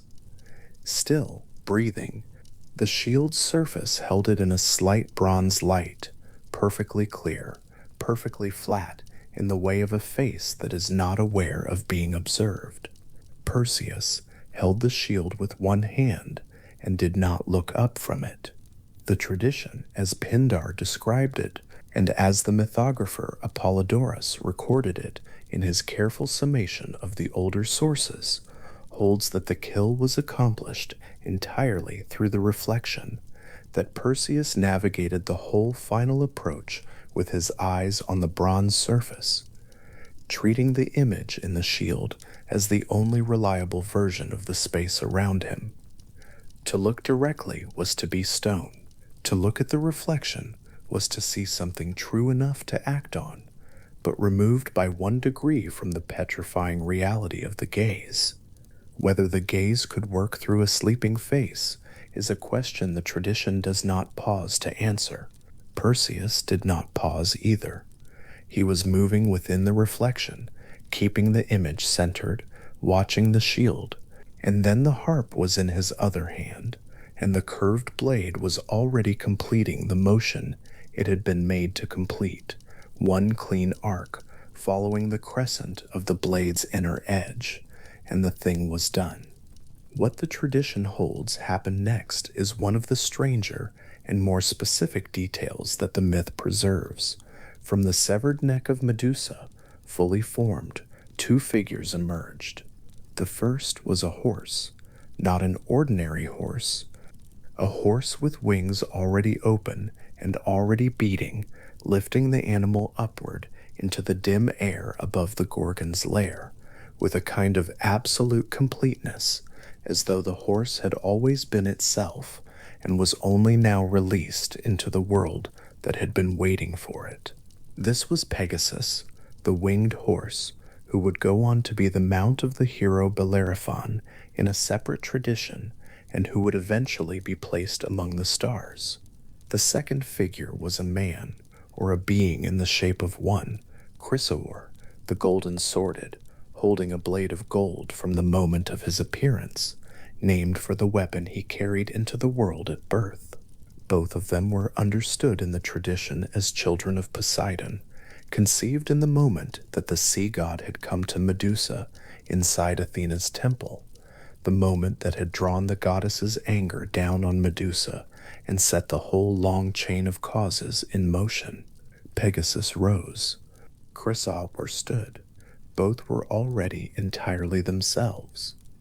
There is something in the myth's account of this birth that resists any effort to hurry past it. A severed neck as a site of emergence. 2 fully formed beings, one winged and one armed, stepping into existence in the same moment that another existence ended. The Greek tradition was not troubled by this sequence. Life issuing from death was not, in this cosmological framework, a paradox requiring resolution.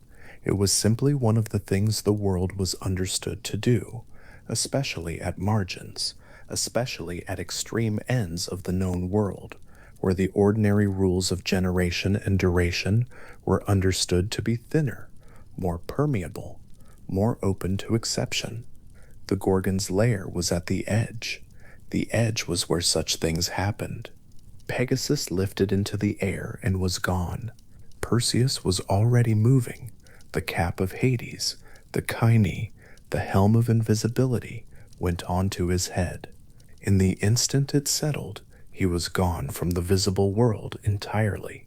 The tradition is specific about this property. The cap did not merely conceal, it did not blur the edges of its wearer or make them difficult to see.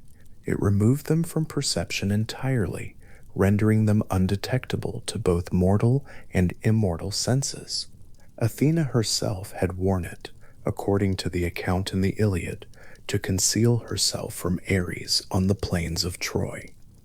The cap was a genuine removal from the visible world, a temporary belonging to the same order of existence as the dead, who also could not be seen by the living. With the cap on, Perseus was absent in every meaningful sense to anything with eyes. Slethno and Euryale were awake. What they encountered when they woke was the absence of their sister and the absence of the one who had done it. They moved through that absence, searching, the tradition suggests, with the particular urgency of beings who cannot simply accept what they are being shown. But there was nothing to find. Perseus was gone. He was already in the air above them, and then further above them, and then at a distance that made their movement beneath him irrelevant, their size on the ground below shrinking as he flew, carrying the kibices closed tight against his body, the mouth of the bag sealed around what it contained. The serpents in the bag were quiet. The head was enclosed in perfect darkness. The two immortal sisters searched a landscape that held nothing findable, and eventually the myth stops accounting for them. They remain at the edge of the world, perhaps. They remain where the tradition placed them. The story moves on without them, which is its own kind of distance. Over Libya, the blood came through. There is no container made of any material that holds perfectly. Some accounts suggest the blood of Medusa found its way through the weave of the kibisis as Perseus flew, drops falling through the air above the Libyan desert, each one falling a long distance before striking the pale sand below. The land received them. The tradition holds that from each drop, a serpent sprang into being, the origin, in this mythological account, of the many venomous snakes that the Greek world associated with the Libyan and North African territories. Each drop struck the sand. Each drop became a coil. The Libyan desert received this inheritance from a life that had already ended somewhere far to the west, at the edge of the world, and went on being populated by it. The blood from Medusa's left side was poison, according to Apollodorus. The blood from her right side could restore the dead to life. What fell over Libya and gave rise to a world of serpents in the sand, which side that blood came from the tradition does not specify, and the detail is allowed to remain open, suspended over the desert in the moment of the fall. Perseus flew east. The desert passed beneath him. Then, over a coastline in the eastern Mediterranean that ancient sources, including the geographer Strabo and the historian Josephus, would later identify with the port city of Joppa, Perseus saw something on the rock below.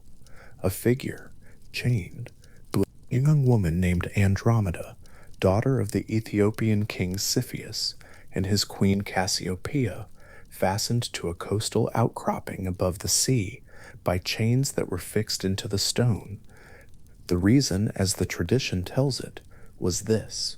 Cassiopeia had made a claim that her daughter was more beautiful than the Nereids, the sea nymphs who were daughters of the sea deity Nereus, and who were understood as figures of considerable divine dignity. Poseidon had heard the claim. Poseidon's response was the sea monster Cetus, sent against the coast, and the oracle that followed was specific. Andromeda, chained to the rock, offered to the creature, was the price the kingdom owed for the insult to the Nereids. The coastline below Perseus was a real coastline. This is one of the places where the mythological account and the ancient historical record press against each other in an interesting way. Strabo, writing his geography in the 1st century BCE, identified Joppa, the port that would later become the modern city of Jaffa on the coast of present-day Israel, as the site of the Andromeda episode. Josephus, the Jewish historian writing in the 1st century CE, noted that the marks on the rock where Andromeda's chains had been fixed were still being pointed out to visitors in his own time. The monster's bones had reportedly been displayed in Rome, brought there from Joppa as a curiosity by the general Marcus Aemilius Scardus. A myth had settled into a real place and put down roots there, and those roots held for centuries. The marks in the rock, the bones on display, the shore where the story was said to have happened. Perseus came down to the shore and found Cepheus and Cassiopeia and the terms they had already accepted. He negotiated. He laid out what he offered, the destruction of the creature, the liberation of their daughter, and what he required in return. Andromeda's hand, her place in his life going forward, the acknowledgement of an obligation incurred on both sides. The parents agreed. The details of the negotiation appear in several versions with small variations, What the accounts agree on is that Perseus went into the arrangement with his terms established, and that the destruction of Cetus was accomplished using Medusa's head drawn from the cabesus turned toward the creature. The sea monster became stone. Cotthus descended into the static permanence of stone and settled somewhere beneath or against the water's edge. Andromeda's chains were removed from the rock. The marks remained in the rock long after, pressed into the limestone by the weight of the chains, visited by travelers who came to see the place where the thing had happened. Perseus and Andromeda left the coastline together. The next image the tradition preserves is Seriphus, the island where Perseus had grown up, the small, compact, wind-worn Cycladic island, where the fisherman Dictys had pulled a sealed wooden chest from the shallows and found inside it a woman and an infant. That island had not remained unchanged in the years of Perseus's absence. Polydectes, the island's king and Dictys's brother, had wanted Dana. The tradition is plain about this. Polydectes had designs on Perseus's mother, and Perseus's presence on the island had been an obstacle to whatever those designs required. The quest, the demand that Perseus bring back the head of Medusa, had in some versions of the account been Polydectes's deliberate arrangement, a way of removing the obstacle, sending the young man on an errand that was understood by everyone who said it as a death sentence. Perseus would not return. Polydectes would have what he wanted. Perseus returned. When he arrived back on Seriphos, he found his mother in a condition the tradition describes as refuge. She had retreated to a sanctuary, protected by the religious conventions that limited what even a king could do to someone who had taken shelter at an altar. Dictys had sheltered her. The situation was not resolved, but it was held in a kind of suspended state by the conventions of the sacred space. Polydectes had not yet done what he intended to do, but the intention was unchanged, and the time had simply not yet arrived. Perseus went to find the king. What followed was a scene that the tradition describes with a particular kind of compression. Polydectes was assembled with his court. The gathered men of Seriphos, whatever their number, were together in one space, a hall or a gathering place, a formal assembly of the kind that kings kept around them. Perseus entered. The account in Apollodorus moves quickly here, and there is something right about that speed. Perseus told them to look away from him, or simply revealed the head without warning. The tradition carries both framings and does not insist on one, and the cabesus was opened and Medusa's head was turned outward toward the assembled court of Polydectes, king of Seriphos. They became stone. The whole gathering, the king mid-expression, the courtiers mid-conversation, cups raised and mid-gesture, whatever particular arrangement of faces and postures the moment had produced, all of it stopped completely. Every face held the precise expression it had been wearing in the last available instant of movement, and then those expressions were permanent. A hall full of stone men, still arranged in the social geometry of a royal court, still holding positions that had made sense in the context of movement and speech, now simply present in complete silence. Stone cups, stone hands, stone faces, each one singular and fixed. Polydectes was somewhere in there, the king who had sent Perseus to his death, who had arranged an impossible errand as a removal, who had wanted what he wanted, and had used whatever was available to pursue it. He was stone now, with whatever expression he had been wearing when Perseus's hand opened the bag. The tradition does not describe what that expression was. It was permanent. Perseus found Dictys and made him king. This detail, the installation of the fisherman, the man named for a net, the man who had found a sealed chest in the shallows and brought it to shore and raised a child in his house on a Cycladic island. as king in place of his brother is handled quickly by the tradition, as an obvious correction of an obvious wrong. Dictys had been the right kind of person throughout. The tradition does not elaborate on what his reign looked like or what kind of king he made. He is placed in the role and the story moves on, carrying with it the quiet satisfaction of a thing correctly arranged. There were still objects to return. The winged sandals, the cap of Hades, the kibyssus, the polished shield. These had been given for a purpose, and that purpose had been accomplished, and the tradition holds that Perseus returned them, the sandals and the cap and the bag, going back to the nymphs who had provided them, the harp remaining in some accounts with Hermes, the shield belonging always to Athena. The returning of divine gifts is not a minor detail in the tradition. It is part of the structure. The hero borrows what is needed, uses it in the service of the specific task, and restores it.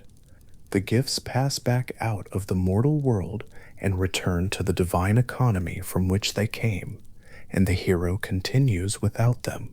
Medusa's head was the last object to be accounted for, and it went to Athena. The goddess fixed it to her aegis. The aegis, Athena's divine breastplate or mantle, the object most specifically associated with her divine authority, received the head of Medusa at its center, and what had been a severed thing, a thing carried in a closed bag across the length of the ancient world, became a fixed and formal emblem. The Gorgonean, a face on a shield, a face on a breastplate, a face at the threshold of a sacred space. This transition from severed head to protective emblem is one of the more important structural moments in the full tradition. The thing that Perseus had gone to obtain, the thing that the whole long sequence of gifts and Graeae and far geography had been assembled to make possible, did not simply disappear at the end of its story. It changed function. It became something that protected. The petrifying gaze, fixed in representation on Athena's aegis, became apotropaic, a warding image, a face placed at a threshold to turn back whatever threatened the space behind it. The Gorgonian spread across the ancient world. Armor carried it. Temple pediments displayed it. Coins were struck with it. Doorways received it. Amulets bearing the face were worn against the body. The production of Gorgon images, wide-eyed, serpent-haired, frontal in the specific way of an image that is meant to confront rather than be observed, continued across the ancient Greek world and into the Roman world for centuries. The oldest surviving examples carry the rough, vigorous quality of archaic craftsmanship, the face broad, the mouth open, the eyes enormous, the whole image flattened into a confrontational symmetry that does not invite looking at it from any angle other than directly. Later versions softened this. Hellenistic workshops produced Gorgon faces with a quality that was almost melancholy, beautiful in the ambiguous way that Ovid's account of Medusa's transformation would later describe. But the oldest ones hold to the archaic tradition, a face that is present, fully present, and does not look away. One of the oldest and largest of these survives on Corfu. The Temple of Artemis at Corfu, built in approximately 580 BCE, which places it among the earliest Greek temples of which substantial remains are preserved, carried a Gorgon at the center of its western pediment in high relief. The carving is enormous relative to the human body. Medusa stands, or runs, at the exact center of the triangular pediment space, her body turned to three-quarter view, but her face completely frontal, looking outward from the stone with the full, flat, confrontational directness of the archaic Gorgon tradition. The wings are spread, wide, feathered, filling the space to either side of her. Her knees are bent in the archaic running pose that sculptors of that period used to indicate movement. the legs working against the stone's insistence on stillness. Her children, the winged horse Pegasus and the figure of Chrysaor, appear in smaller scale at her sides in some reconstructions of the composition, or are understood to be present within the logic of the scene, even where the stone no longer preserves them. The pediment at Corfu is the myth made monumental, not the myth as story, but the myth as presence, the specific, physical, durable presence of a face fixed in limestone at the center of a sacred building, positioned to be the first thing a person approaching the temple sees and the last thing they see when they turn to leave. The image was never incidental. It was placed where it was placed because the Gorgonian, at the center of a sacred threshold, was understood to do something, to perform a function that the tradition associated with the face since before Perseus. Since before Athena fixed the head to her aegis, the function of facing outward, of meeting whatever approached, of standing at the boundary between what was protected and whatever lay beyond it. The stone face on the Corfu pediment is old in the way that very few things are old. The temple it belongs to has partially collapsed. The stone has weathered over 26 centuries of sun and rain and the seasonal salt wind off the Ionian Sea. The face itself is damaged, not beyond recognition, but worn in the way stone wears when exposed to open air across a long span of time. The features are still there. The eyes are still wide. The expression, if expression is the right word for something that was never meant to carry the ordinary human range of expression, that was carved to do something other than feel, is still directed outward, still confrontational in the specific way of the archaic tradition, still present in the way of a face that was made to remain. Generations came to the temple at Corfu and saw the face above the doorway and went inside, and the face was there when they came out again. Travelers arrived from other islands, from the mainland, from further ports. They saw the face. They crossed beneath it. The myth that had placed Perseus at the edge of the world and sent him home carrying the head in a sealed bag was the background of the image, the story behind the emblem, available to anyone who knew it, not required by anyone who simply needed to pass beneath the stone and into the sanctuary. The story continued past its own ending in another direction. Perseus and Andromeda had children. Their descendants included a man named Electryon, and Electryon's daughter was a woman named Alcmene. Alcmene was the mother of Heracles, the greatest hero in the Greek tradition, the figure whose 12 labors would become one of the central mythological sequences of the ancient world, whose name was invoked across the whole Mediterranean in contexts ranging from athletics to cosmology to military valor, was the great-grandson of Perseus. The myth does not stop at Perseus's return to Seriphos. It continues through the generations, producing more myth, more story, more figures whose deeds the tradition preserved and transmitted across time. Perseus is at the beginning of a lineage, as much as he is at the end of his own quest. The tradition holds both things without finding any tension between them. There was still the matter of the oracle. The oracle at Delphi had told Acrisius, king of Argos, that the son of his daughter would be his killer. That was the prophecy that had caused him to seal Danae underground in a bronze chamber. That was the cause of the chest and the sea and the island of Seriphos and everything that followed. Acrisius had spent a significant portion of his life trying to prevent the oracle's fulfillment, and the tradition is consistent in its account of what happened. The effort to prevent a thing from coming true was part of the mechanism by which the thing came true. Acrisius, learning that Perseus was alive and returning, fled to Larissa, in the region of Thessaly in the north of Greece. Perseus went to Larissa for athletic games. The games at Larissa were an ordinary Thessalian occasion, a festival, a gathering, the kind of competitive event that brought people from neighboring territories together in a defined space to watch the athletic contests that the Greek tradition understood as both celebration and religious observance. Perseus was competing. He threw a discus. The tradition holds that the wind took it, or that the throw went wide by some marginal increment that accumulated across the distance, and the disc's arc carried it sideways through the bright Thessalian air, and it came down into the crowd. Acrisius was in the crowd.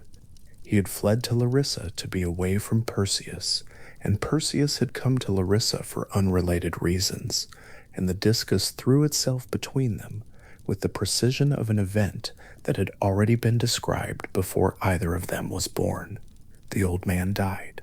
The oracle was fulfilled exactly as Delphi had said it would be, not through violence, not through intention, not through any recognizable chain of cause and effect that Perseus had set in motion, but through an error, a gust of wind, the slightly wrong angle of a throw at a festival that neither of them had any particular reason to attend, except that one was fleeing and one was competing, and the distance between Argos and Larissa is not large enough to be beyond a discus's reach when the tradition has decided what it has decided.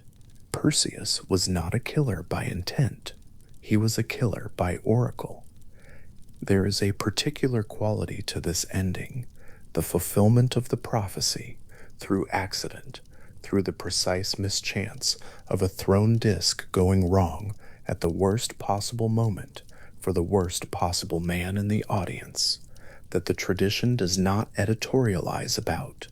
Apollodorus records it plainly. Perseus threw, the wind took it, Acrisius was killed, the oracle was fulfilled. The tradition does not ask whether this was just.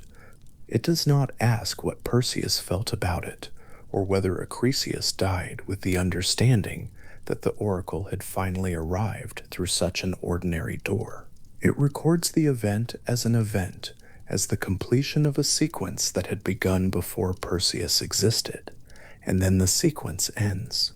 Acrisius had sealed his daughter underground to prevent the birth of a child who would kill him, and the child had been born, and the child had lived on an island, and the child had flown to the edge of the world and returned carrying the head of Medusa, and had rescued a woman from a sea monster on a real coastline that real travelers would visit for centuries, and had turned a king to stone in a hall full of his court, and had given the head to a goddess who fixed it to her breastplate and made it an emblem that would appear on armor and coins and temple fronts across the ancient Mediterranean for centuries to come, and then had thrown a discus at an athletic festival in Thessaly, and the wind had been wrong, and that was how the oracle was fulfilled.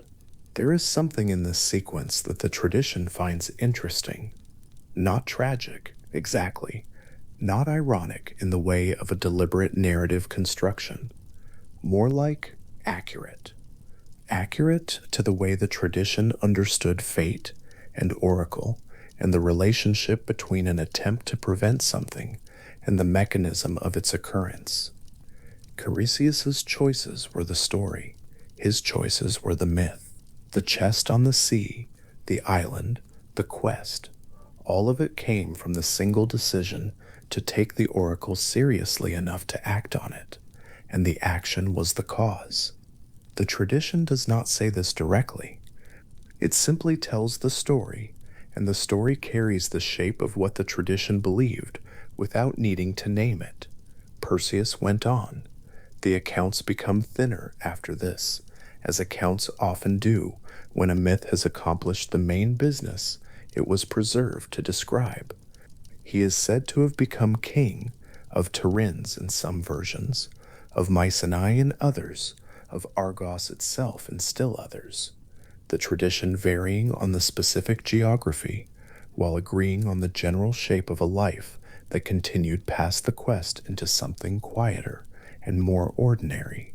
a king on a Greek coast somewhere, a wife, children, and from the children more children, until the lineage reached Alcmene, and from Alcmene came Heracles, and the tradition handed its interest forward to the next great figure, and Perseus receded into the background of the family tree. The gifts returned to where they had come from, the sandals were folded and put away, the cap of Hades went back to the god of the underworld, and the dead went on not being seen by the living. The kibisus, having carried the head of Medusa across the length of the ancient world and back, was empty and closed, and returned to the nymphs who had provided it. The harp, the curved blade, the crescent of bronze, the weapon whose arc was designed for a specific motion, and had completed that motion once, and did not need to complete it again, was returned to Hermes, or set aside, or laid across a flat surface somewhere, and left. The tradition does not follow the objects after their return. They disappear back into the divine economy, the way borrowed things disappear when they are given back completely, without residue, as though the hands that had held them are simply empty again. Athena kept the Gorgonian.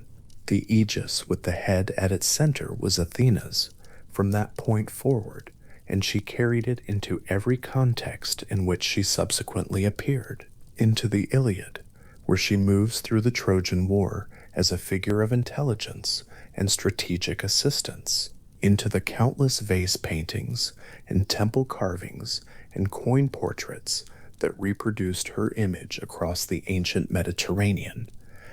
The face at the center of her breastplate was always there, slightly schematic in some representations, fully detailed in others. The serpent hair, sometimes rendered carefully and sometimes suggested, but always present, always frontal, always at the center. The Gorgonian on Athena's aegis made the myth permanent in a way that stories alone do not always manage. Stories require transmission. They require someone to tell them and someone to hear them, and the chain to remain unbroken across time. The Gorgonian was different. It was an image, and images persist differently from stories, persist in the object itself, rather than in the memory of the person who received it. Every time a craftsman in the ancient world placed a Gorgon face at the center of a shield, or on a coin, or above a doorway, the myth was renewed in the material world without needing to be narrated. The face alone carried the reference. The wide eyes and the serpent hair and the confrontational frontality were enough to call up the whole tradition. Perseus and the shield, and the reflection and the moment at the edge of the world for anyone who knew it. And the face was there for those who did not know the story, doing its apotropaic work regardless, facing outward from thresholds and armor and the pediments of temples, meeting whatever approached. On Corfu, the great carved Gorgon at the center of the Temple of Artemis pediment has been facing outward for approximately 2,600 years. The temple is partially in ruin. The western pediment, which held the Gorgon composition, is partially reconstructed and partially preserved. The major figure having been excavated in the 19th century and moved to the Archaeological Museum in Corfu town, where it sits in a climate-controlled space and is visited by people who come to see it. Photographs do not fully prepare a person for its size. The face, which is the thing everyone comes to see, is approximately 90 centimeters across at the widest point, wider than most human torsos. The eyes are incised into the stone with a directness that has not softened across the centuries. The mouth is open. The overall impression is not frightening. Exactly. Something older than frightening. Something that has been looking outward for long enough that it has gone past any ordinary category of expression and arrived at something else, a kind of permanence that has its own quality, a stillness that is not the stillness of something at rest, but the stillness of something that has been holding its position for so long that holding has become the whole nature of the thing. The Gorgon on the Corfu pediment predates the Parthenon. It predates the classical period that most people associate with Greek civilization when they think of it at all.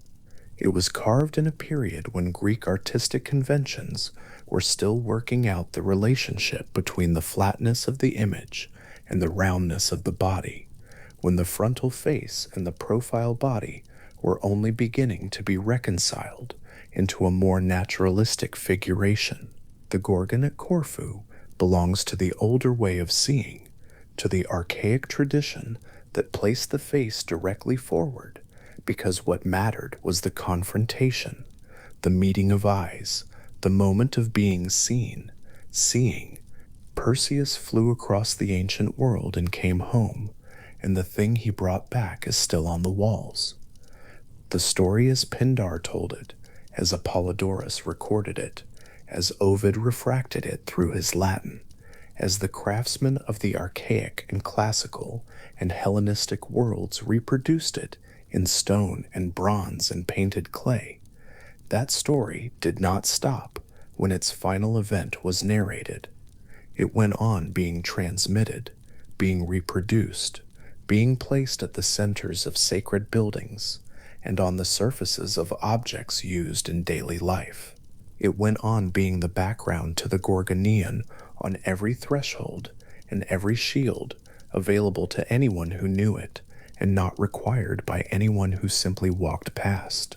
The tradition that placed Perseus at the edge of the world, in a dim country strewn with the petrified forms of things that had come too close, is the same tradition that placed the face at the center of the temple.